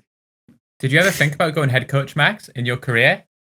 I mean, yeah. I mean, I was thinking about it a little. Like I was interviewing for like head coach Florida Mayhem and whatnot. But it just felt like every time there was like a head coach opportunity, something like this, there was just like a more appealing offer for a team that I had like basically the perception like the team was going to do better. Like I was on Atlanta in 21, and it was like, if I stay here, I can probably like if Sephi just gives up, I'll probably just wind up the head coach here. And like Atlanta had a sick roster, like a roster that I was super happy with. Everyone was a friend. So I was happy to stay with Atlanta. My perception was like Florida's budget, basically like from the onset, Albert's like, are you happy to work on a budget team, Because it's like, I'm on Atlanta where it's like they're spending a fucking more $1 billion a year. And then Albert pulls up and he's like, would you like to head coach the budget team? And it's like, I didn't butter it up at all because I didn't want to, because I didn't want you were very upfront about it. I was just like, look, like this is an opportunity. If you want to be a head coach that you're not head coach currently, like, that's the only play I had was like, hey, your assistant coach wants to be a head coach. I had nobody on my team. There was 0 people signed. Like, I had nobody. So it was like, I remember coming out of that interview thinking like, wow, I really fucked that up. I was way too honest with him. I was like, yeah, I don't really want to do this because like, I would like to win. It's like, this is the worst thing I could have said in an interview, Like, No. I like it. I prefer when people are just upfront because like I'm upfront and it's like, it just makes it all easier. Like, I think if it doesn't make sense initially, it's probably never going to make sense.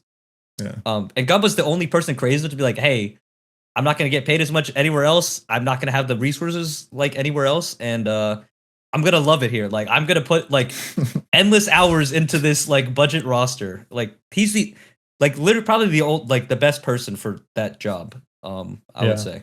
Because not many coaches can deal with that. Like the stress of like, oh, I don't have any money and I'm supposed to produce results and wake up every day and be excited about my roster. Like, that's really hard to do. Welcome to a new segment called The Uncoachable Guys Pay for Their Holiday Home.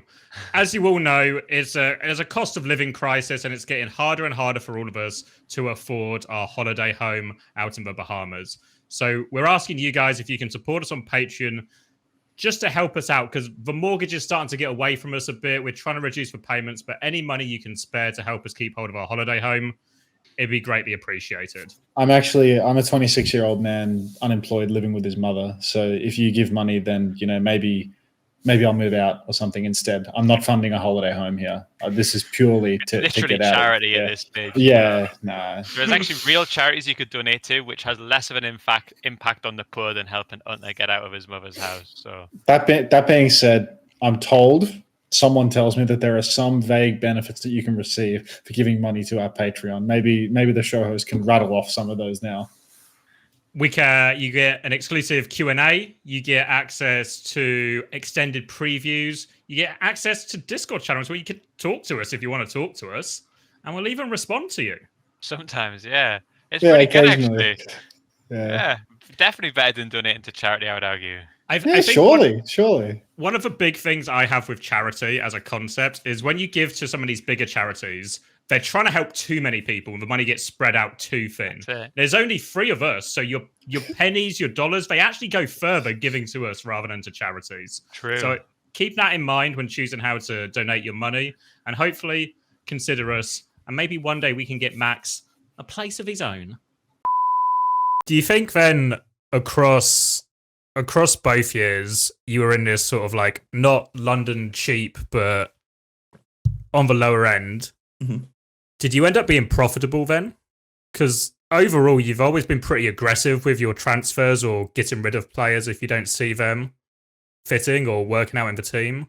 And then obviously winning the Overwatch League will help with that. But outside of the prize money, was it profitable? Last year was profitable. With or without the prize money, we would have made money last year. Just because that was our lowest budget ever. Season 6? Yeah. Even with Chorong? Yeah. I had a lower budget this year than I did the year before. So, yeah. Well, because people took pay cuts for Chorong, and we only had 6 players. So we had minimum roster size, and we had, most of our players were on good contracts. Merritt was on his +1 from Houston, which was a good contract. Ham was on a team-friendly contract. The only I think Checkmate and Chorong were our highest paid players this year. And RuPaul was on like a criminally team-friendly contract, but that was because team-friendly is such an team-friendly is like term. It's like we've got these superstar players and we're paying them nothing. We call it team-friendly. Listen, in our defense, we got RuPaul out the mud. All right, we got RuPaul out the mud of NA. Like nobody. I don't think anybody else would have picked him up. Yeah, I don't think anyone else would have signed him, to be fair. Yeah, I think he would not be in the league. He literally would not be in the league without us. So yeah. I don't feel as bad, but he does at his talent level. He definitely deserved to get a massive. Like I feel bad that Owl ended because he was in for a big payday. Next year if there was an Owl. Landon and RuPaul were the 2 4.7 BAP1 tricks that everyone refused to believe were good, even though they were really good, you know? Yeah. And neither of them were 1 tricks either. And then you got Luke Minnow, who it was just like, the dark horse, where he made out in the end, but he got benched by Renko. So I don't know what his issue was compared to the other 2. Do we want to talk a little bit about the future of Overwatch, which will surely, I think for all of us, work out pretty great financially, I'm sure. Yeah. We're just finding places to put all that money we're about to get. So I guess we can just start hitting we can talk generally about what the future of Overwatch, maybe we'll start in North America, as that is Albert's home, and what the future looks like. Obviously, Toronto announced their roster this week, which is the roster that everyone expected, but they've kind of set the benchmark. And I think it's now really hard for many other teams to come in and compete without importing players. So they had Proper. I don't know if anyone knows that but they lost him somehow. I don't know how they lost Proper, but I feel like someone. I don't know. I don't know. I think that those hamsters really want to be together. I think that's the thing. So I think it actually may have worked out as a good decision for them in the end too. So I think so. With the rumored Proper lineup, I think this lineup is better. No, I don't mean Toronto. I think Proper. Oh, for Proper. I think that staying for hamsters has actually turned out to be a good decision. Maybe. Didn't Fearless tweet LFT? I don't know. He's no longer a hamster. Yeah, but I think I don't know. There's some shit going on there. I think. Is it not just? Is he not? Is it a military thing? No, because Like, does he need to get out of a country to avoid the military? Can he not do it from just working in Korea? It works like that, does it? Tonight. No, you can dodge if you get out of the country. You can dodge it, but upon return, they'll try to press you. I mean, yeah, take you straight to the army from airport. Yeah. No, because we had a manager that was a Korean. Well, to truly dodge it, you get U.S. citizenship. Yeah, well, that's how you truly dodge it, and you no longer have to do it anymore because you're no. But yeah, you have to give up your Korean citizenship. Or you win a gold medal at the Olympics or something, right? Like that's another. Yes, if you win a gold medal at the Olympics, I think you still have to do service, but you can just do, I'm going to teach, or I'm going to do something that's not actually going into the military. You can get a medical exemption too. I think Animo had that where he doesn't have to do military service, but he can do like civil service. What's the matter with him? I don't know. I think maybe his eyesight's too bad. I know. I heard that quite a few of the Koreans will attempt to make medical exemption work. They'll be that's just uncoachable special, but I think that's something a few of the players look into. I don't get it, actually, because he's only 25, right? And I thought 28 is the cutoff for having to do your service. Yeah, Fearless. I don't think it's military. I think it's he's just off the team. Yeah, I wonder. My theory is, I wonder if they got like Smurf or someone, but also upgraded. I don't know if you can put it all, like if you get called up and you're like, oh, actually I'm a pro player, then you could postpone it. But if you get called up and you're like, hey, I'm unemployed, like I don't think that qualifies as an excuse. Probably not. Oh, thank not show up. You do you, bro. I'm really not feeling it right now, guys. If that's okay with you. Yeah, I mean, this isn't like a leak, but because I don't know, but surely they just got Smurf, right? Like surely that's Smurf's. No, they had it. He's on the team right now, right? Yeah, on the announcement playing together. On the announcement, it was Smurf. Lip's not on hamster. Lip's not a hamster. Oh, not Lip, sorry. Who was I watching? Stalker, proper. Stalker, Stalker. Yeah. It was you're saying they got Smurf instead? That's what I think. That would be my, And it's just going to be the best team in the world. Like, there's just no question about it, you know? Yeah. What happened to the Shoe Lip team that I was hearing about? It still exists, but I think there's no org. There's no org. There's no org? Is it not? Is the rumors not that what I heard is that apparently the fucking Japanese org money is really significant in Overwatch. Like no, so Japanese, they're very fanatic. Japanese right now. Yeah, there's a big fan base in Japan. Yeah, that's what I heard from like Blizzard people last year. That like Japan's like actually a very attractive demo for them. Yeah, that's why they have their own tournament now. That makes sense. No Australian org was going to pay that much money, were they? I mean, have you seen the crazy turnout for the Valorant events? I haven't. Yeah, no, like literally the packed stadium, like just everyone. They're all like they're Japanese, so like they're all coordinated with their like cheers. It's like insane. It's like insane. It's like absolutely insane, and they're just watching two Japanese teams play each other. It's not even like a top level game, big international. I mean, it's a top level, but it's top level for Japan. Like not yeah. Do you think, Albert, do you think you can beat Toronto's roster if I give you the keys to an org? Can you beat them? If you give me a full Korean team and I'm playing out of Korea, NA. It's got to be an NA. You can't do that in NA. You can have 2 3 imports, North Americans, but you're allowed 2 imports. Can you beat it? Fuck. And you're allowed hamsters. We'll allow hamsters. God, that's tough. Who do I import? I mean, the problem is they also took the best NA players. That's the big thing, right? Yeah, like I think that's even the biggest thing. It's like I think I guess I said wins over replacement. You know, like I think there's a massive gap between RuPaul and the next best flex support. I think there's a massive gap between Vega and the next best main support. I think there's a massive gap between Sugar Free and the next best flex DPS in NA. So I mean, I think it would have to be we have to give up hit scan, right? Like take Seeker. I think Seeker would have to be the hit scan. Start there. Who else? I think you'd have to do like Proper and Shoe would have to be your imports, I think, because you need a world-class flex support, probably like an Unreal carry DPS, and then you could maybe round it out. It might be like Kaloo. Okay, hold on. What you take Hawk, right?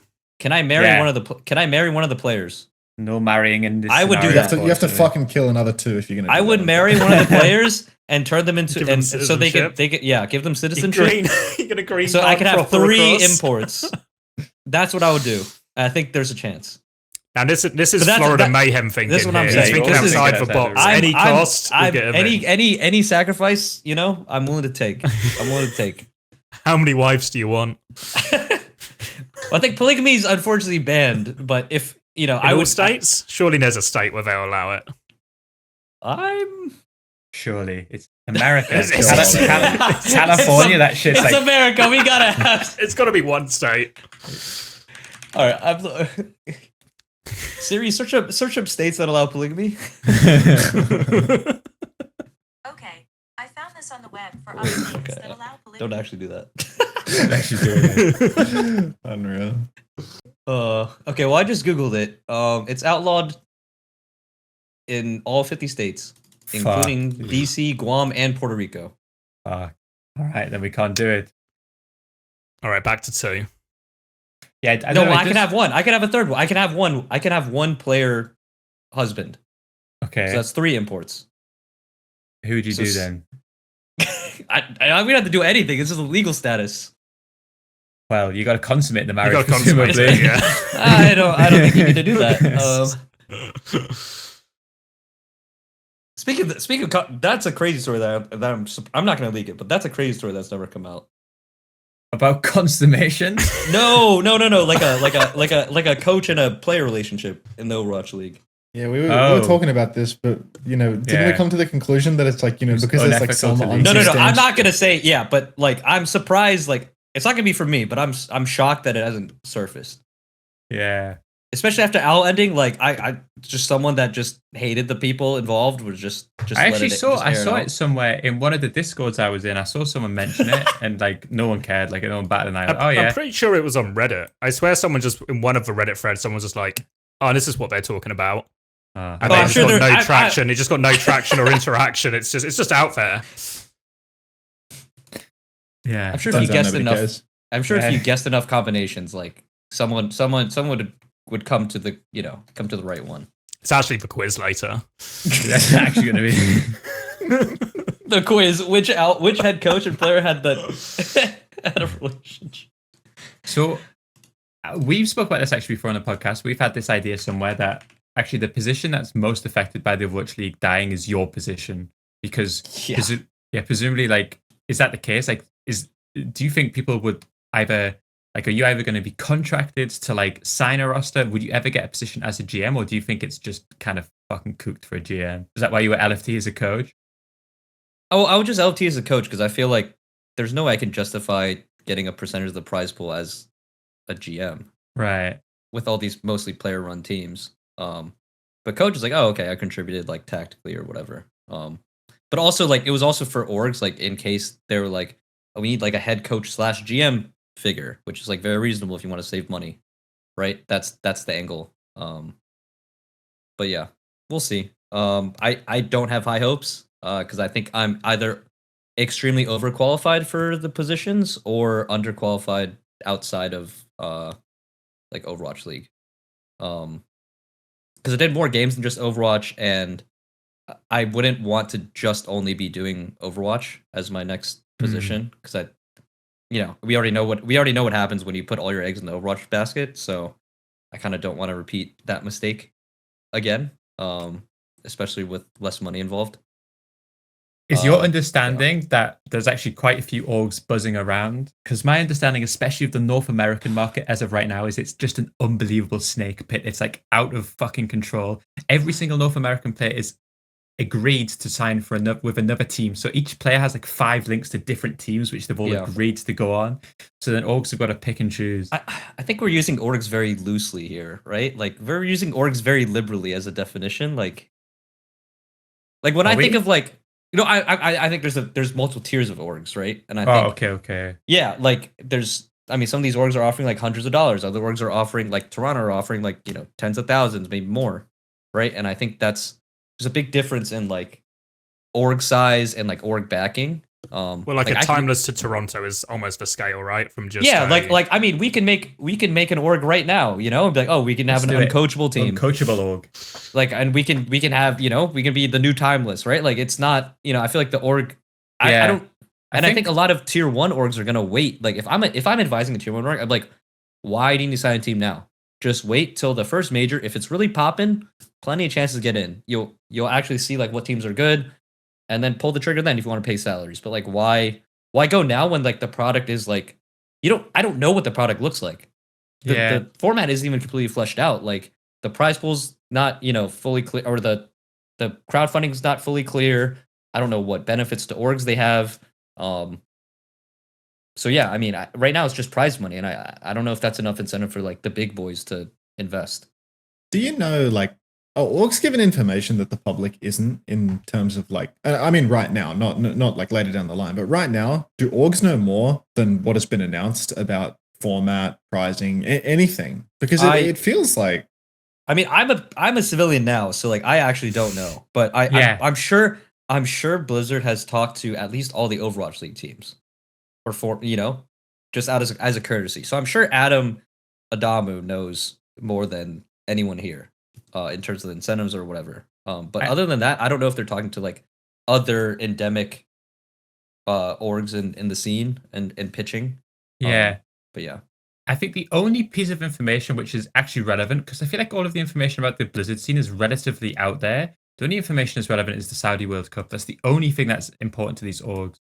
And presumably, like, that's actually, presumably it's a Blizzard's decision somewhere along the line, but that's the big thing. Like, when I said there was a few orgs, I actually heard like proper orgs. Like I've heard that there's like 4 different people in there building a team for an org. Half of them who are ex-Overwatch Leaguers. It's like, and every day someone would DM me, "Oh, this new team is offering this," and then it would never fucking happen because presumably, like 90% of what I hear is just fucking horseshit, But my feeling is similar to yours, Albert. Where I actually think if you're an org, either you jump in at the start like Toronto did and lock in the big pieces and just gamble that it goes well, or you just wait and see. Because I think even if you're like a North American org, like even if you're like doing a gaming house and 2 imports, it actually does look quite difficult to see how you can conceivably beat Toronto's roster on paper at this moment in time, just because they moved so fast. Yeah. Like they were immediate, right? Yeah. EU's different. Like I think EU, like I think it's open. There's no org that I know of yet that signed a team. Also, I think, are we confusing 2 different Saudi leagues? Because I think there's 2, right? Yeah, so there's the Saudi E-League, and then there's the Esports World Cup, which is like the big one. That's the one. That's the one where they're giving. That's the one Tier 1 orgs would be interested in, because they want Tier 1 orgs, and they're giving you a stipend to make an Overwatch team. I don't know how much. I don't know if Overwatch is a Tier 1 bounty or a Tier 2. I forget, but they'd have different tiers on like, oh, if you sign like a Street Fighter player, you get this much money. And if you signed, a PUBG Mobile team, you get this much money. If you sign an Overwatch team, right? Like they got all different games. I think that's what's like the reason there is these orgs floating around or signing players or I think it's that. I think that's the motivation. I don't think that, because it feels like the market average salary for most teams that I hear right now is like somewhere between like 2,000 a month seems to be like the baseline, right? It seems like it doesn't really, I rarely hear except the one offer. I don't know if Albert, you heard the one offer. But the one, which is like fucking crazy money. But apart from that, most of it seems to be around 2K a month. But it seems to be this idea that these orgs will find it really profitable to get the stipend from Blizzard, pay teams $2,000 a month, and then get to play at the Saudi World Cup. I think that, so I don't know, it depends. If the Saudi World Cup keeps going and they keep including Overwatch, I'm fairly sure that this just becomes a profitable venture for orgs to salary teams until the Saudi World Cup stops. And then if the Esports World Cup stops, then I feel like 90% of the orgs that will get into Overwatch will just immediately drop unless we've kind of flourished as an esport. Yeah, I mean, I think the money, right? The surefire money is in the Esports World Cup. And then I don't think any org is going to get, besides Toronto Defiant, for whatever reason, getting a roster just for OWCS. I mean, they might also be in Esports World Cup. I have no idea. If they are, then that makes much more sense. If they're like, okay, Overactive's going to be, Defiant's going to be in the Esports World Cup in Saudi, and we're also going to be OWCS. That makes a lot more sense, like, especially for like what they signed for, and their situation. Then it makes a lot more like financial sense to me. If it's just for OWCS, I think that's crazy. The only other, if it's just for OWCS, I said on my stream, I was like, I think the only way to justify that is if they had sponsors that had earmarked money for Overwatch, and they signed like a multi-year deal, and then Owl ended, and they're like, okay, well, we still have an Overwatch team, so we're going to keep collecting like that sponsorship money. I think it's on the Esports World Cup website, but I'm sure they announced that they're doing something like 30 teams. Like, I'm sure it's like a really significant number of orgs will participate. So I think that it's actually a really safe bet, like, because there isn't that, like, esports orgs, there isn't really more than 30, right? So any big name esports org that you know of is probably in the Esports World Cup, because I think that we talk about esports they won't all have an Overwatch team. They have yeah. But my feeling is that if an org has an Overwatch team, they will be in the Overwatch World Cup, is my feeling, you know? Like, I think the odds of a team, like, salarying for Overwatch but not being invited to the World Cup is so low. There's probably an equation, right? Because depending on what team you recruit, you get a certain amount of money. But each team will come with different wage demands. Like, if you're going to sign a Counter-Strike team or a League of Legends team, you've got to be willing to pay good money to have a team that could potentially finish quite highly up World Cup. But for an Overwatch team, you could get a really cost-effective way to place quite highly and get a big chunk of that prize pool without having to spend loads of money, even if you do bankroll the team for the entire year. Right. That's it. Like, go on. Oh, I'm kind of curious, like, because it's this stipend system of, like, you know, they're paying people to come to the tournament to legitimize Saudi esports. I'm really curious as to, like, do some of these orgs even care about the results? Like, are a bunch of people just going to get salaried for, like, absolutely fuck all because they're just in it for the stipend? You know, like, people are going to get basically zero money. The Valiant system. No, really, like, they're just farming the stipend from the Saudis. So I mean, go on. Go ahead. Okay, this isn't the first time it's happened, and mobile esports happens all the time. Like the I forgot what's it's not Clash of Clans, it's Clash Royale. Clash Royale had like the league, and that's Misfits used to have a team in it. I know we were getting paid a stipend; it fully covered the costs of the team and more. And so we were just basically, okay, well, it's a free esport, you know, like it's free publicity for us. We don't have to pay a dime for it. We could even sell sponsors against it, and it doesn't cost us anything to run operationally. So that's just free money. So yeah, some orgs will be taking that. My understanding of the way that this Esports World Cup is going to work is that they're going to give you a stipend, but the stipend isn't going to be massive. Like maybe it's like a 100 grand, like 200 grand, like up to 600 grand, depending on the game. And the way that Esports World Cup goes is every game that you place in gives you like aggregate points, and there is going to be a champion of the Esports World Cup. If I have a League of Legends team and it finishes third, my Counter-Strike team finishes second, my Overwatch team finishes fourth, the aggregate of that and that prize money for winning that is like something outrageous. Like they try to break all the records, like over 45 million, like more than any TI. And each individual game will have its own prize pool separate, which is a little bit smaller. But my feeling is that the orgs are very, very, very financially invested in competing in this. If you can sign an Overwatch team for cheap and you can get like first or second in this Saudi, in the Esports World Cup, and you bump your points up, that's an unbelievable like return, assuming that you can compete in the other games at the same level. I mean, it's just a track meet, right? Setup. Basically, track meet, ton of different events. The events are all Overwatch. Or I mean, not Overwatch. They're all different esports. Yeah, and it's just aggregate placing, and then you accumulate points, and then you're the best. You're the best esports org in the world because you won the most. You had the highest placings across all games. Yeah.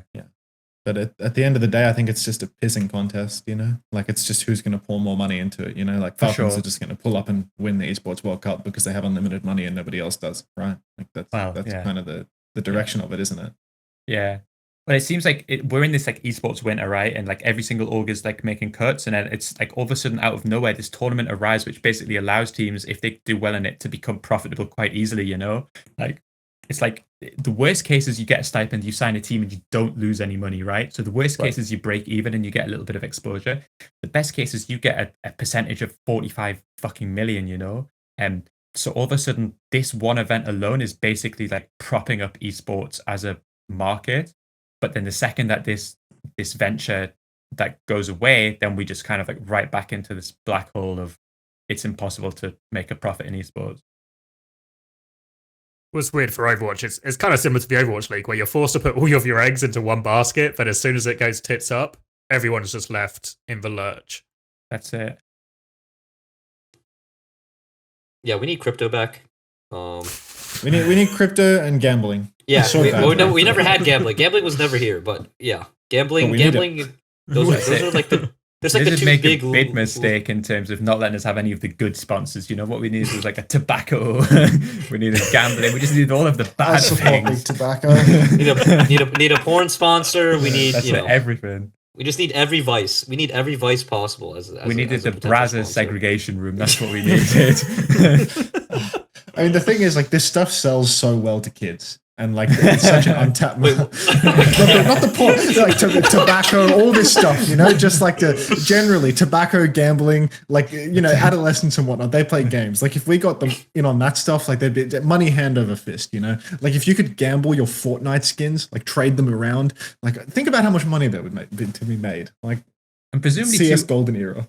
Overwatch Wait, how much money? porn Okay. is insane too, right? You could absolutely do an Overwatch porn sponsor that like the general broadcast would go for. Like there was definitely a money machine here waiting for us to take. I don't think They're Team 4 definitely would. an untapped well. I don't think Team 4 would allow you to. Well, that's why Blizzard's going actually- bankrupt, because they don't think of the bigger picture, you know? What you talk about, like crowdfunding? What if the new Mercy skin was designed by one of these porn companies? Okay. Record profits. Okay. Actually, All the we could ideas all are be- coming together now. We could all be millionaires. If What- It was just, okay, like, what naked if- Mercy flying around. Yeah, I was like, what if it's not a skin at all? What if it's just Fully you know? nude. yeah, just nothing, just you know. You know it would be the best-selling skin almost immediately too. Like it's no question about it whatsoever. Put it in a nude like skims like bodysuit and then just call it a day. That's What the are those Mercy games? skin. The mobile games called gacha games, right? And they just have like Yeah. all of the like just like basically semi-naked women. Overwatch The just needs to go waifus. that direction. That's it. Mm, okay. So I guess really the obvious choice vote is it not just to sign hamsters essentially, or wait until you see which team just wins a major or wins whatever regional tournament? Because Yeah. for Saudi World Cup, was it June and July, right? So you've actually got plenty of time unless You can't loads of orgs wait. come in. You That's can't the wait thing. because if others have already signed them, you've lost already. Yeah. You know? Like as soon as one team pulls the trigger, everyone must pull the Yeah, trigger in order so- to compete at the tournament. No? So That's Toronto essentially, I guess, started the arms race. For sure. And I think that's why hamsters players like trying to stay together and holding out is smart, because eventually someone will get an itchy finger and then they'll pull the Yeah. trigger, and then that org has an unbelievable chance of winning the Overwatch portion of the Esports World Cup. I think for a player holding out and waiting for the right org, like you know, like you're not getting salary now, but like come on, if you're guaranteed to win your region, like who really cares? Like keep 100% of that prize pool, you'll get paid event. You know, you just have to survive until the major. Well, it's the same thing that happened with Overwatch League, right? Whereas if you were one of these rookies coming from Korea and you know you were the next big thing, you can actually just wait and wait and wait, let your salary go up and up and up, and take your pick of the orgs rather than having to just jump at the first opportunity that's given to you. Right. And I think if I'm that hamsters roster, it's the same thing, right? Like unless someone's going to pay me crazy money, I can just win Korea, I can just qualify, and then eventually someone will just come in with like a really reasonable offer.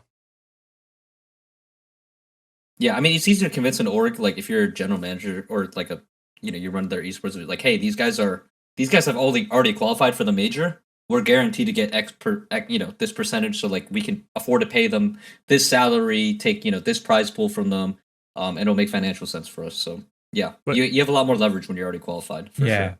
It happens in a lot of other games, right? Where like say something like Halo, and there'll be the major, and there'll be some teams like a Cloud9 or a FaZe that just have a team the entire year. But then once the World Championship comes around, a certain number of teams will qualify, and that are just random team, group of friends, and then orgs will come in and basically fund the trip for an exchange of a bit of a prize pool or something. So we'll probably see a decent amount of that if any sort of unsponsored teams do get that like major spot.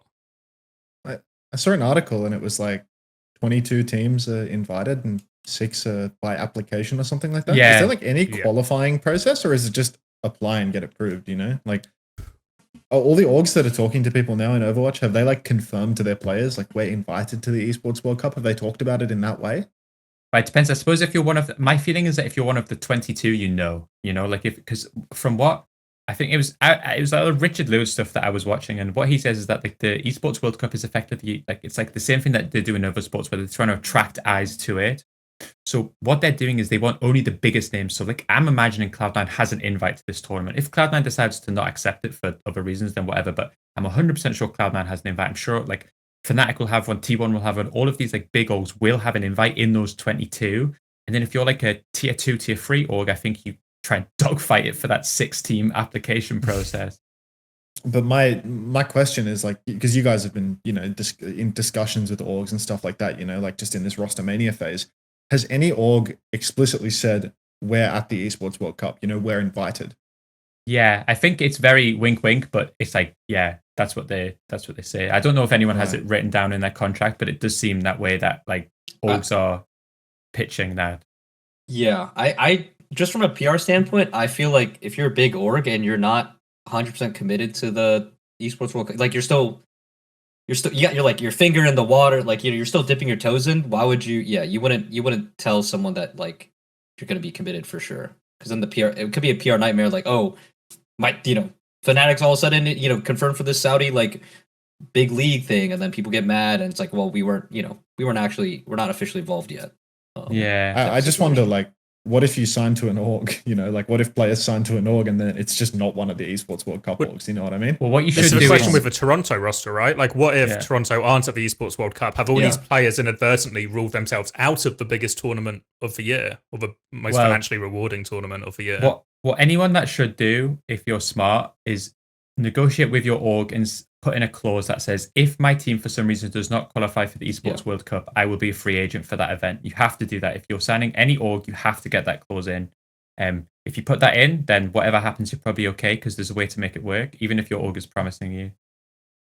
Yeah, you should have flexibility, and like, unless they're in both, then it like makes sense. Your org should have you for both events. Yeah, right. It's just if they don't.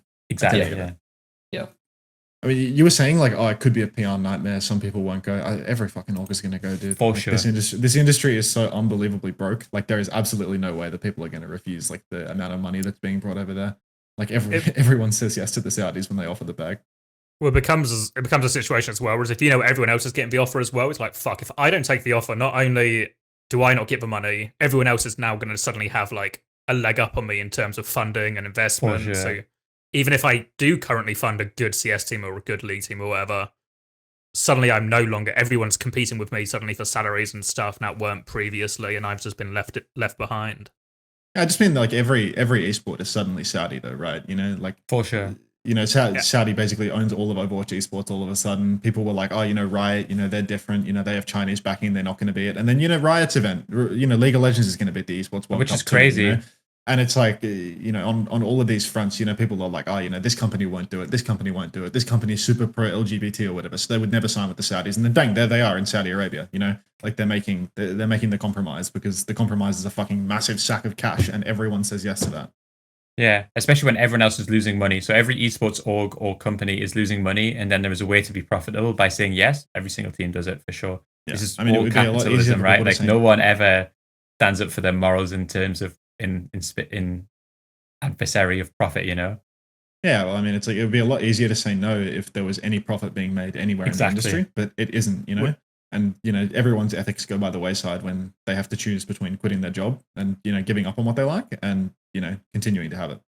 It's very different when you're offered two slices of pie that are equally good, but one of them comes with a load of complications and difficult moral decisions and the other one's fine. But it's different when one's a slice of pie and one is a completely empty plate.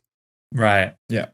Suddenly that decision is a lot harder for a lot of people who don't have the ability to either just keep, I guess essentially self-employed or their own brand who can keep themselves going, and those who have to rely on the industry for their work. So subscribe to Uncoachable so you guys don't sell it to the Saudis. That's what. No, we will take Saudi sponsorship. Do not worry about that. If anyone wants to sponsor the podcast, we are here. The official podcast of the Esports World Cup, hopefully soon. That would be good. Imagine the co-stream numbers on that. Imagine what we could make. They haven't even, speaking of co-streaming, they haven't even released any details on the OWCS co-streaming, like, or even where it's going to be streamed. There's no way they get a broadcast deal, right? Like, absolutely. Nah, I don't know. Maybe you know what I mean, but there's no way YouTube's paying it. I mean, it would be, honestly, I mean, it's a hot take because I'm like super anti Twitch. Oh, it wouldn't be YouTube. I feel like if anything, Kick would be. Oh, dude, it'd be like good, exclusive on Kick. Imagine that. Dude, Overwatch is so dead. Like no one cares about the game. You know, like why would Kick go in on Overwatch of all things? You know, we're not. I mean, Kick's paying everyone. Kick's paying everyone from like the biggest ones to like the little creators on their platform. They're trying to. But it's like if. Yeah. if you look at Overwatch, like public optics or whatever, it's just like everyone just shits on Overwatch all the time, you know? It's like there's some, like, I saw yesterday, there's like some collaboration with like the Cowboy Bebop branding for the next season. Yeah. And like all of the public reception is like, oh, I fuck with Cowboy Bebop, but Overwatch is shit. So fuck this. Like, who cares? You know, like no one cares about Overwatch anymore. It's a pretty dead title. Everyone shits on kick streamers. So I feel like it, you know, maybe it's a But at least they're famous. Like, you know, like, there's probably more people watching an Aiden Ross stream than there is watching the entire fucking Overwatch League. Overwatch you know? League, Like, yeah, live. probably fucking true. Actually, 100% true. Speaking of players who have maybe made a terrible decision in terms of signing for an org, one of the most surprising ones that I don't think it's been officially announced, but it seems to be confirmed based on how they've registered for OWCS, is the new ROC Esports roster, which is the old GK roster. So it's TVNT, Rojo, and AOY, OI, who are the Saudi Arabian players. And then it's Iziaki and Checkmate. And so this team entered Saudi League, which I think nobody raised their eyes at, right? You know, like Checkmate and Iziaki going to go try and compete. Might still lose to Twisted Minds, but good chance to get decent money. But this roster has also signed up for OWCS. Yeah, it's crazy. I think we're scrimming them next week, so I think like this is like for sure real. I heard someone say that like Checkmate was going to go to another team, but like he's actually like contracted. He's like he's on the rock lock, you know, like he actually like rock. He's locked in for rock. It's fucking crazy because on one hand it's like, okay, go get the bag, but this is like teams like this for players like Checkmate is so soul destroying. It can't last more than 6 months, I think. Well, he has played with these guys before, right? So there is but for some once a precedent. month. When the players went to Saudi E-Leagues, everyone had the mindset of let's just do it for a month and let's just like get the bag, you know, like people, you know, honestly though, the skill disparity in those teams is obviously just insane. And I think if you don't feel like Checkmate probably, I don't think this is a hot take, deserves to be competing to win all of the fucking prizes because he's so fucking good at every hero. And for him to have a roster which has no chance of competing even regionally beyond the Saudi E-Leagues, I think it eats you up over time. Like, I think it's so hard to keep going. Like, I think it... Go on. Nah. Well, when we were talking NA teams not having enough players to fill out like an elite team to compete with Toronto, the exact role you would want to import is flex DPS because there's a big gap behind Sugar Free. Someone like Checkmate with good English, like Checkmate and Spectra, probably have to be towards the top of that list, alongside like the Proppers and Stalkers and all that. So I feel like if he had held out, he would have had loads of offers. Well, my with like almost no information, but my basic understanding is that he's just been like, because he played for this team. Did he not play for this team in the last Saudi E-Leagues that we casted? He played. It was for GK Esports, so a different org, but the same core, the same players. Yeah. Because my feeling is that he's actually been there for a while, like just people haven't known because it hasn't been on a website, I think. Like, I don't think this is like something he signed this week, but maybe I'm wrong. My feeling is just that it's like a reflection on the state of the scene, you know, like the market is just totally fucked, you know. Like people, you know, broadly speaking, like players don't want to go to Saudi Arabia, you know, like going to the Saudi Arabian org, that's kind of like everyone's last resort choice because people don't want to move to Saudi Arabia. People don't want to like play with the Saudis. Because, you know, the majority of the players on the Saudi rosters are weaker than what they could play with domestically.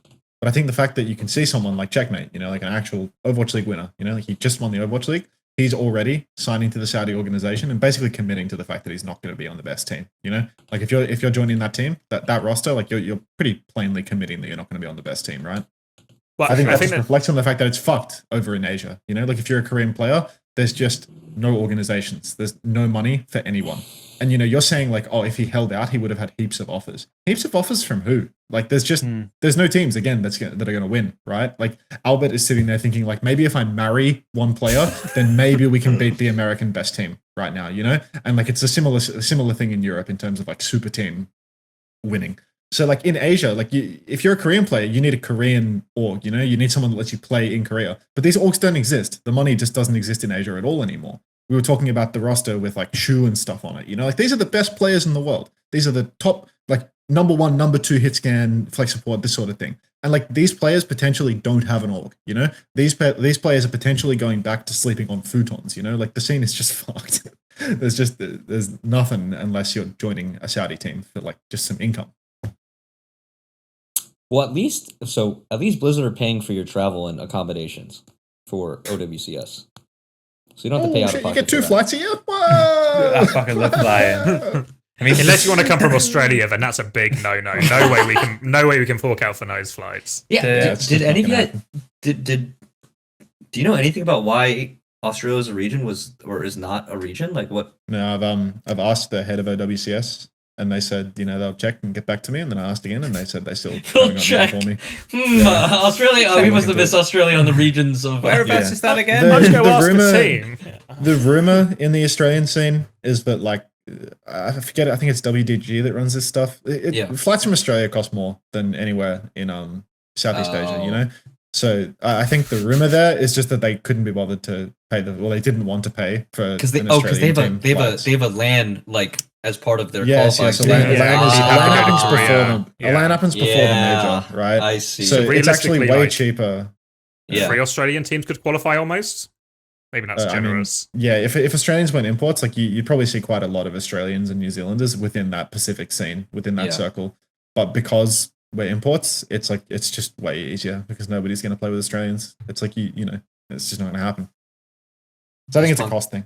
Is Punk finding a team? That guy's probably Australian. I'd say that guy's going to quit.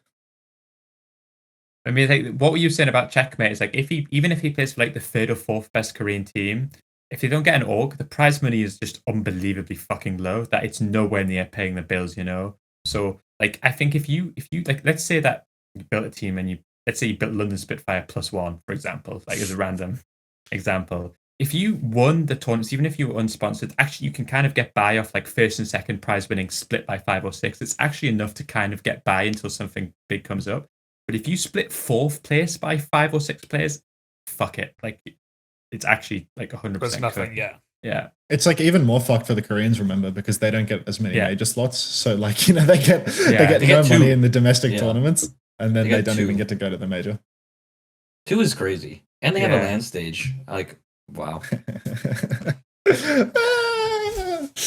It's over. Yeah, I guess part of it is also because presumably he signed it quite a while ago, right? So presumably, I guess when he didn't get the Toronto call, he signed this contract, if I had to guess at a timeline. Yeah, maybe. Yeah, I'm not sure. Like, my feeling was maybe it was before, but I don't know. I'm like 90% chatting shit, 10% think I know something. It's a good ratio. Also, actually, for Izzyaki, I think it actually makes sense. Yeah, his career's over. He should definitely be in Saudi right now. That makes sense. I was just thinking more in the same vein of like, is Izzyaki getting on these top 2 Korean teams? Yeah, that's what you literally need to be on the top 2 teams or competing for it. Otherwise, you just have to fucking find any home outside of Korea. I mean, Flex DPS is fucking stacked in Korea. Like, let's be honest, you know? Like, Checkmate's good, but like, he's also there's like stiff competition up there. For sure. Like, you know, it's like Pelican's going to be out of a job. Like, how is that fucking? Yeah, I mean, you got Proper, Pelican, Alpha Yi, Checkmate. Like, you got some stock. You got some fucking killers on Flex DPS. Yeah, and only half these guys are going to get paid. It's insane, actually. I mean, that half Alpha is Yi, generous, dude. Oh, Choi Se-won. Like, fuck, we got. Even people like Spectra and stuff, right? Like, Spectra. And Spectra comes to like an NA org or NA. Yeah. I mean, I guess they could all just play on ping on imports, but it's so scuffed, really. I don't know if Profit retired, but like Profit's there. Like, he's a coach now, so he's looking for another dead job. Good. Yeah. I don't know. It's time to learn Japanese, buddy. Like, it's over. Finn's set, man. That guy isn't he? He's like half Japanese, half Korean. Yeah, he's so fucking solid. Does he have dual citizenship? I believe so. I don't know. That's a good question. If he does, that's actually an unbelievable spawn. Like, it's an unreal fucking dual citizenship, 2 imports. You marry a player. Oh my god, you actually get 4 Koreans. Yeah, you have a team that can win an A. Yeah. Isn't it the funniest thing in the world if Toronto don't win? It's actually I'm preying on it so much. I reckon they'll find a way to fuck it up, dude. Like, it's just the most cursed org ever. You know, it's like a Gladiators tier incapable of winning when it matters. Like, it's it's got to happen. Also, like, okay, I will say the practice is going to be worse, right? Compared to Owl, significantly, significantly worse. Sure, for sure. Who the fuck are they practicing in NA? Like, who are they scrimming? Yeah, what my plan is in Europe is just to scrim the top 2 or 3 teams exclusively, because I think that like once you dip out of those like top 5, no point.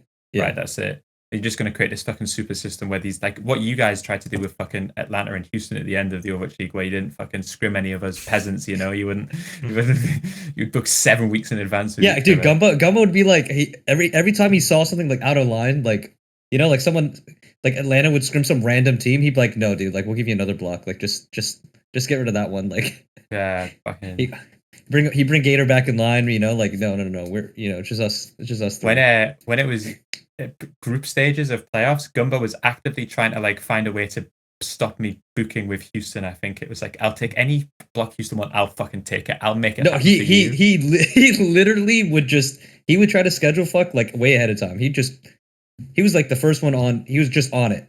You know, like that's why. Like I think I tweeted one time. I was like, oh, we made like Hawaii, and then his first thought was like, oh, I gotta book fucking scrims. Like that's literally that's how his brain works. I gotta have the optimal scrim schedule. That's my first worry after qualifying for something. Fucking legend. All right then. So I think we've solved everything. We've covered the mutiny. We've figured out the way to keep Overwatch funded with the infinite Mercy skin glitch. Yep. We've solved, well, not a lot of problems in terms of org involvement, but we've covered it. So are we ready for a quiz? We can do a quiz. So ready for a quiz. Let's do the quiz. Okay.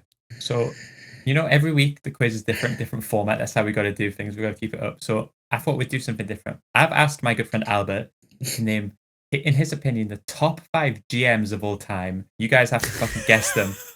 Which I don't know. I don't know if it's easy or difficult. I can't tell.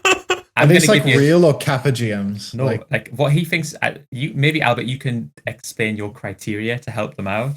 It doesn't include me. That would be too easy, guys. So yeah, well, top 5 not including. That was going to be my first 3 guesses. Oh shit! We forgot to ask him about the World Cup. You know, like we get everyone to blame everyone on this podcast. We didn't even get him to blame someone for the World Cup performance. He was fucking GM for US. Like, who are we blaming? Can we quickly get out of the quiz for 1 second? Who do you want to blame me for? Okay, what do you want to blame me for? Who are you blaming? You know, you need to point some fingers. That's your job here. It's not my fault. I'll just be the first one to say. Good start. Good start. I put together the best players we had. Okay. So whose fault was it then? Get off the fence. It wasn't mine. Whose fault was it? Point some fucking fingers out. Okay, so we had Aspire who just chose to be who he is. You know, that's his fault. That's Aspire's fault. Hot take. That can't be me. Let's see. It'd be hard to point that one. Yeah, I think you were safe. No one was blaming the Aspire situation on you.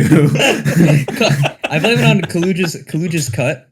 Yeah, of course. That's a classic. Blame it, like, unbelievable. I also blame it on like just I don't know the American exceptionalism. That's what I'm blaming it on. What? Good. Exceptionalism. No, because like we were owning in scrims, and it just felt like too easy.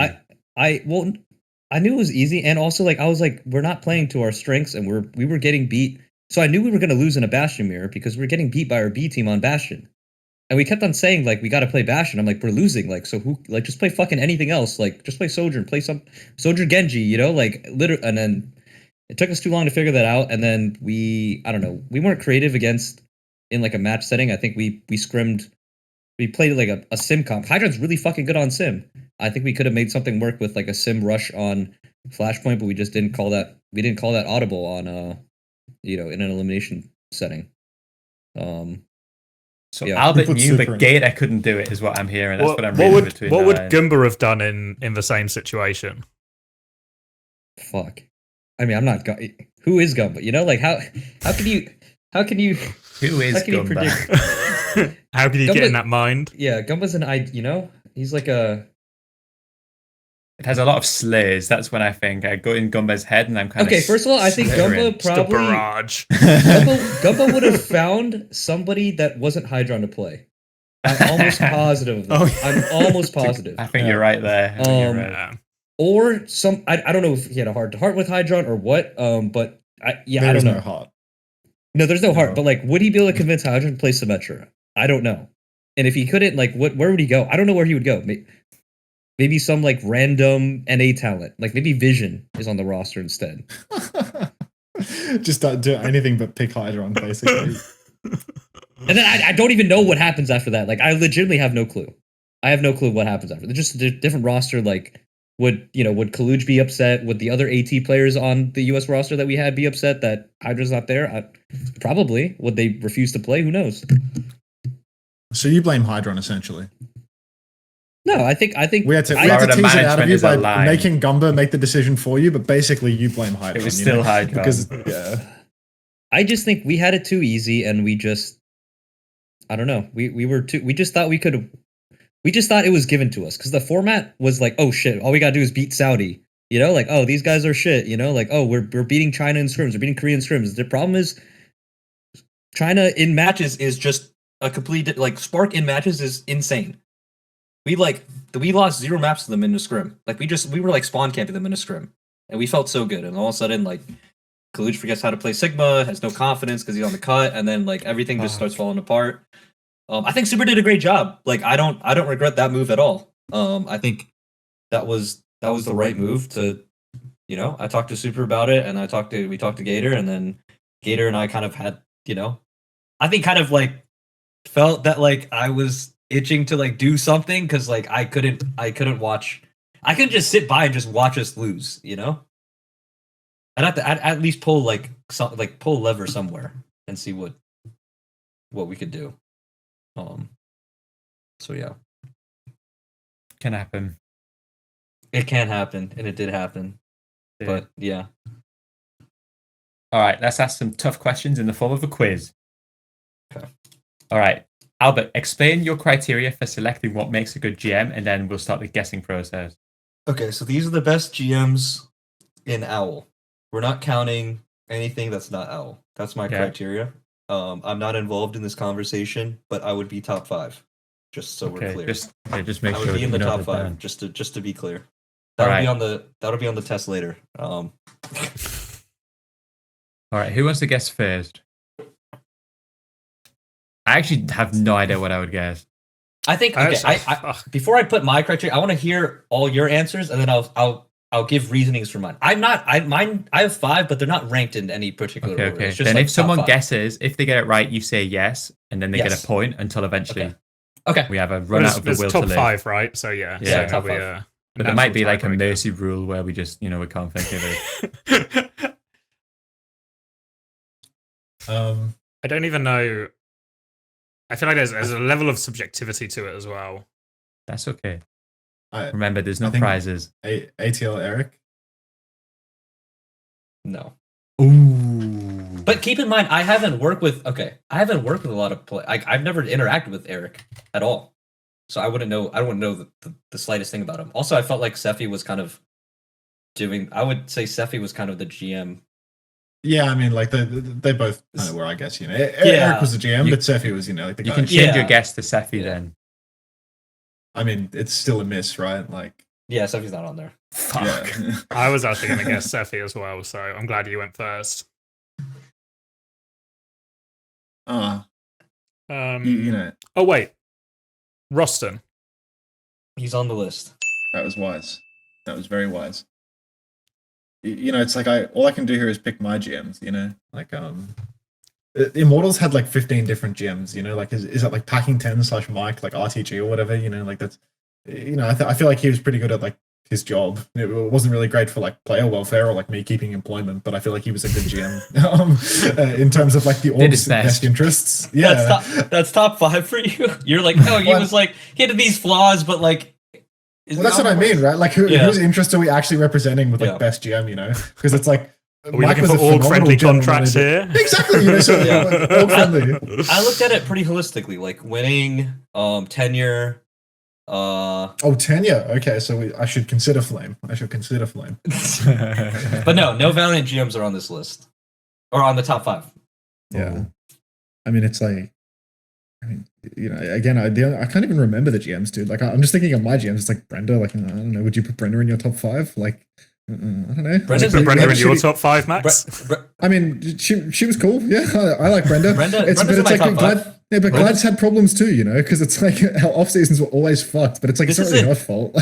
This isn't top 5 perfect GMs. This is just top 5 Yeah. GMs. You don't have to be Okay, perfect to be Brenda's a top top 5. 5 GM. Yeah, she Brenda- kept the job Brenda's- she was good at. Brenda made it. Brenda's on there. Brenda's Okay. on there. Free to go.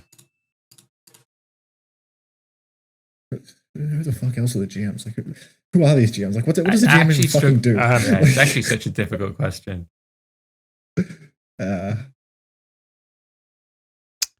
Like Tasmo, been right with Dallas. He's been in there like the whole time. Consistently good. Everyone always likes him. I think he always does right by the players. Taz was on there.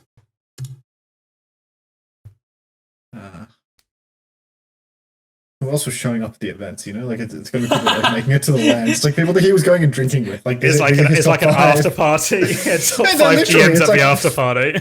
It's like who is showing up at these events and drinking with Albert, because that's his criteria right now. Is the impression that I'm getting? No, I don't think I've drank. Okay, I've drank one time with this person, but not like it's not a normal, not a regular thing. Not a regular. Okay, so who did he? Also, I don't think I've ever had a drink with Brenda. She drinks. I know, but like me personally. Yeah, she drinks. I've seen it happen. I've seen it happen.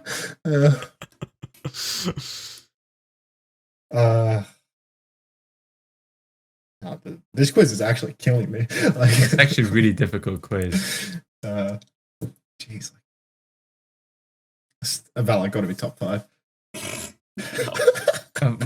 Valor didn't make it. Look at his reaction, dude. Like, it's just gold. Oh, fuck. I forget his name, but the Shock GM. Is it Chris? Yeah. Thug Nasty. Thug Nasty is his alias. Yes, he's and on he the like list. loves him too. I think he has a close relationship with Thug Nasty. No, I Loads don't. of success. He actually took my job at NRG. Fuck. Do you respect that? Like, does Real recognize or? Huh? No, I respect it for just getting proper alone. Whoever got proper gets put on the list, you know, just for that alone. But he has other stuff besides that. But yeah, I think he's done a good job at Shock. And he won the proper sweepstakes by visiting him in person. That's it. Take the young Korean boys out to dinner. That's what the moral of the story is. So we got 4 of the 5. So yeah. I guess X has won the quiz, right? So we can either try to guess it. We can either guess the last one, or we just move on from the favorite segment of the week. I don't even know who it would be. It's going to be glaringly obvious when he says it, but you know. I was thinking, yeah. Is it time for a reveal? Was Nuki nowhere on the list? No, Baroi didn't have enough tenure. I think there's certain people I was considering due to their skill set, but they didn't have much tenure. Yeah, we got like Nugget in the background, you know, like he had tenure. Like that guy was there forever. Have a Nixel guy. Yeah, it's the Nixel guy. Constantly making his team worse and worse year on year. Nugget is not on the list. Constant down. All right, we give up. Who's the 5th? Yeah, I put Pri as my 5th. Really? We would never have got that. I feel like. No, that's piping hot. Like that's molten. I think for what he did for the orgs that he was on, I think he made them relevant. I don't think the performance was always there, but I think in terms of like on paper, like the quality of the rosters that he GM'd. Bro, except for Boston right at the end, that guy's team did nothing but get ass fucked. Like his Twitter was just like 3 years of endless apologies. It was like, Also another aspect, he was very good at securing sponsors. Like I almost felt like that was like his X factor to put on my list. Like if I would look at this like, okay, who would I like interview? Who would I interview for a GM slot if I had to interview someone during the heydays of Al? I would give Pri an interview. Like, okay, describe like, you know, what do you do? Like, is it just Supreme doing everything? Like, I don't know. I haven't talked to Pri like that. That's not the vibe I get. Yeah, definitely. I don't think Supreme's getting the sponsorships and stuff. No. I'm saying in terms of the roster, like getting the deals or whatever. Yeah. But Supreme's always a pleasure to talk to. I'd sponsor him. Look, maybe Pri brought some value to the organization, but I just remember like for years, like his social media for Washington, it was just always like he's like the human embodiment of like the pleading emoji or something. You know? I'm sorry. Like, we lost again. It'll be better next. I'm sorry. I was also considering Puck, just from like a pure like killer standpoint. Like I think the player care would suck, But in terms of like, if you're Dude. in org and you need a fucking killer, like helming it, Like, and there you're was a like, reason Huck stayed, right? yeah, he was- like Huck, incredible tenure, negotiations, negotiation. Nah, I talent can't through the negotiate roof. with Huck. Yeah. You can't negotiate. You're on his terms at all times. 150K for fucking anybody. Anybody on the roster is 150K. Like, you know, he gets his way, and that's. So yeah, it was between him and Huck, and I was like, I won't. Huck's got the X factor. I think Huck was like the villain. Like Huck was like the villain pick. Yeah, the villain pick. With, top 5. with yeah. both of these, with Pre and Huck, would you not also say I actually preferred that they were in the league running a team? Like, it made it funnier and more interesting having these people in charge of something and. Oh, I loved it. I loved like, okay, Pre puts together this like banger roster on paper. Never fucking worried. And it's about just a it. disaster every time. I'm just sleeping. Like- I'm in bed. Like, yeah, this. I'm not any worried about this shit. Like, we're good. Like, I was so bad for him because, like, on paper, it's like I'm like, if you told me like this roster's gonna suck, like I'd be like, there's just no way, right? Surely. And then, but it was like 3 years in a row. It's like, okay, well, I mean, something stinks here, and I'm not sure what it is, but on paper, like, look great. Oh yeah, just with regards to people that had like insane tenure, we were talking about Houston before because like Flame was there fucking forever. I forgot about this. I was like just clicking through the Liquipedia. Remember Cool Matt? Like that guy, he actually had the same length like from start, but then he kept going for like another year, maybe even. He was their 2, manager, right? Because he was a player, but I think he had some fucking cunted contract, like some truly insane contract where it was guaranteed. Flame flipped it. Flame, remember there? He like. I remember Flame tweeted that he praised Cool Matt for like not claiming the rest of his contract, so he turned it into like a staff contract. Yes. Yeah. Because So like he he turned into manager and then turned into general manager or something like that. Yeah. But the only reason that all this was happening is because he was signed to some ridiculously long player contract with a crazy guarantee in it. So the guy was just assured employment for like forever. And Flame is like praising this guy publicly for not violently exploiting the org and taking hundreds of thousands of dollars from him. And it's just like, who put the contract in this guy's hand to begin with? Like, how is this possible? Well, also, then upon reflection, it means he's basically just been handed out something like 12 of these contracts at the start of Overwatch League and presumed nothing would go wrong. Yeah, there was a lot of those. Yeah, it really was. And a lot of them came from Flame. No, fully guaranteed contracts were I don't know. That was crazy. That was a crazy. It's the opposite of an org-friendly contract. That's a player-friendly contract. Yeah. You get your money no matter what happens.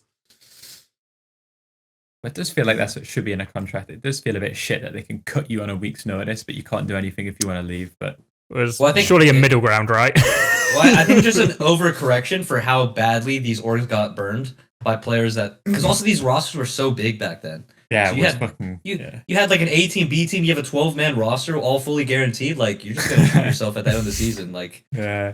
And if you sign like 1+1s and you plus like or 2+1s, and it was just insane.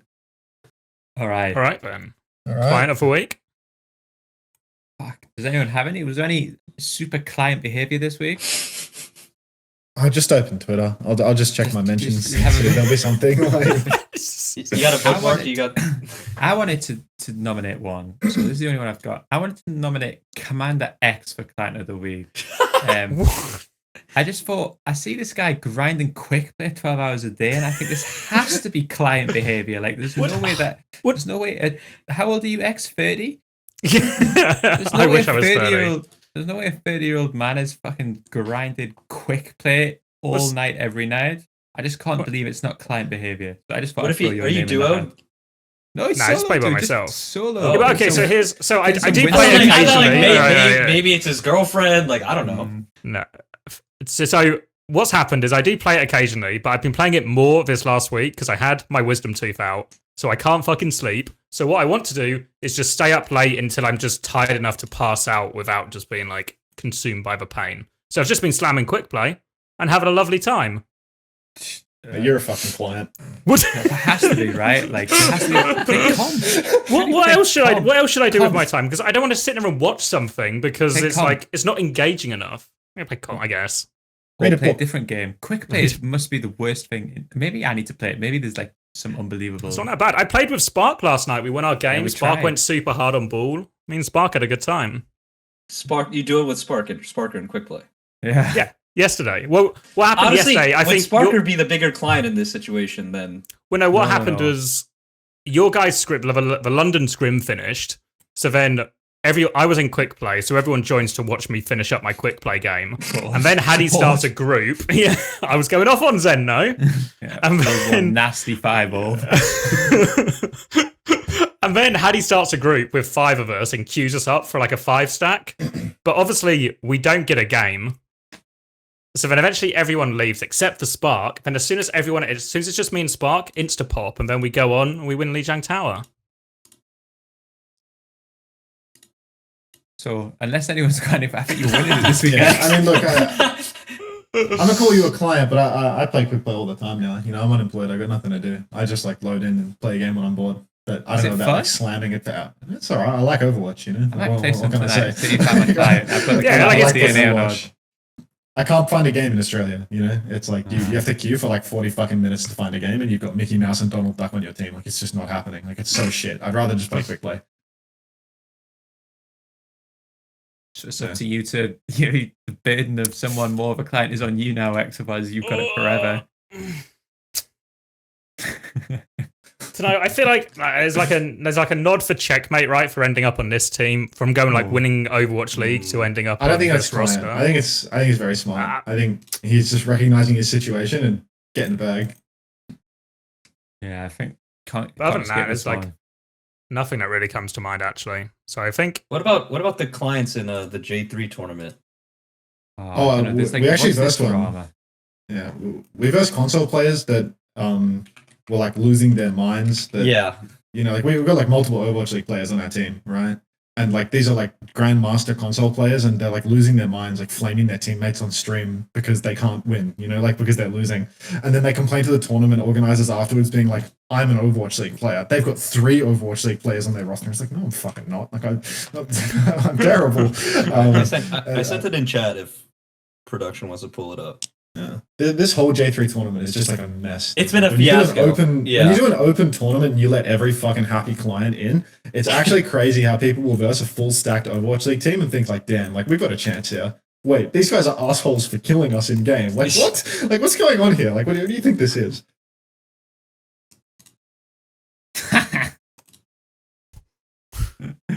This first tweet's kind of based, though. I won't like to hear. I love, what, saying a slur isn't a cardinal sin. fucking- Grow up. I love console players. They just get it. Real recognizes real, you know? I didn't murder anyone, so I don't understand what the problem is here. Fucking love that, actually. It's not a cardinal sin. Saying a slur.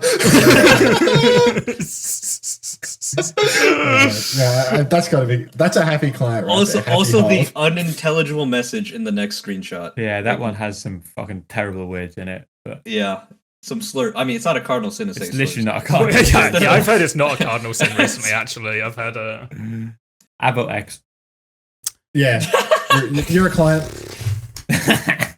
You're a That's it. client. Well, I'll probably find some kind of Actually, outlet. Like I might just X- DM J3 on Twitter and just have a fucking go at him. It's not related to Overwatch, but you also deserve it for your fantasy football transfer this week. It's actually, Oh my god, it's actually the worst decision I've ever made within the realms of fantasy, maybe in my entire life. He transferred what out a happened? player who scored a hat trick. Like the top scoring player this week, essentially, and transferred in a guy who came on for 10 minutes, then went off injured for 10 minutes and scored 1 point. And if So- I hadn't have done that transfer, I would have been top of our league. but he's not. But instead, I'm that is client. bottom That's of the client league. It was behavior. fucking Yeah, client behavior. I'm You're a top of the fucking league client. in my fantasy. I am top of the league. That's That's the the only we're thing. playing different football. No, I'm playing basketball fantasy. Ah, okay. Definitely different footballs. footballs. Yeah, totally nothing to do with feet at all. But yeah, Yeah. All right, quick rank for guests, and then we'll polish it off. Yeah, sounds good. Yeah. Fuck. Yeah, this Somewhere one's got, central. Somewhere yeah, I central. think this is like one of the like uncoachable purists, you know? There's no drama, there's no like outrageous leaks, but it's also not like someone who's really difficult to listen to, like, you know. Yeah, it's not like a rack attack. Exactly. So I'm Listen, happy. I was ready to drop some leaks. I was ready to let the juice flow. Just Unfortunately, we just didn't tease that out of you. yeah, you just So you're trying to like turn this around and rank the hosts right now. Like, oh, geez, Clutch Chat is so much better. That's not how this works, pal. You keep your fucking mouth shut during this segment, right? Move him down. Move him down. Hey, listen, I'd rather be last. I'd rather be last than middle of the pack, honestly. We can make that happen. He's trying to reverse engineer us to put him back. No, okay, no, I'm serious. I'm not falling for these mind games. I'm not falling for these mind games. Remember Shanghai Dragons? How did they get so many fans? They were dead last. You know who nobody cared about? Florida Mayhem, you know, because we were second to last. Nobody cares about second. Put him second last. Put him second last. Second last. Yeah, second from the bottom. Second only to Shockwave. Embarrassing. Look at how bad these hosts are that I mind control them into putting me second to last. Anyways. All right. You can tell this guy spent 2 years with Gunba. Yeah. I got to bail, boys. I got to go play in the J3 tournament. So. Oh my god. I gotta. Good luck. I gotta Don't do it too many I gotta slurs, queue up okay? some quick play. Actually. Slurs. Yeah.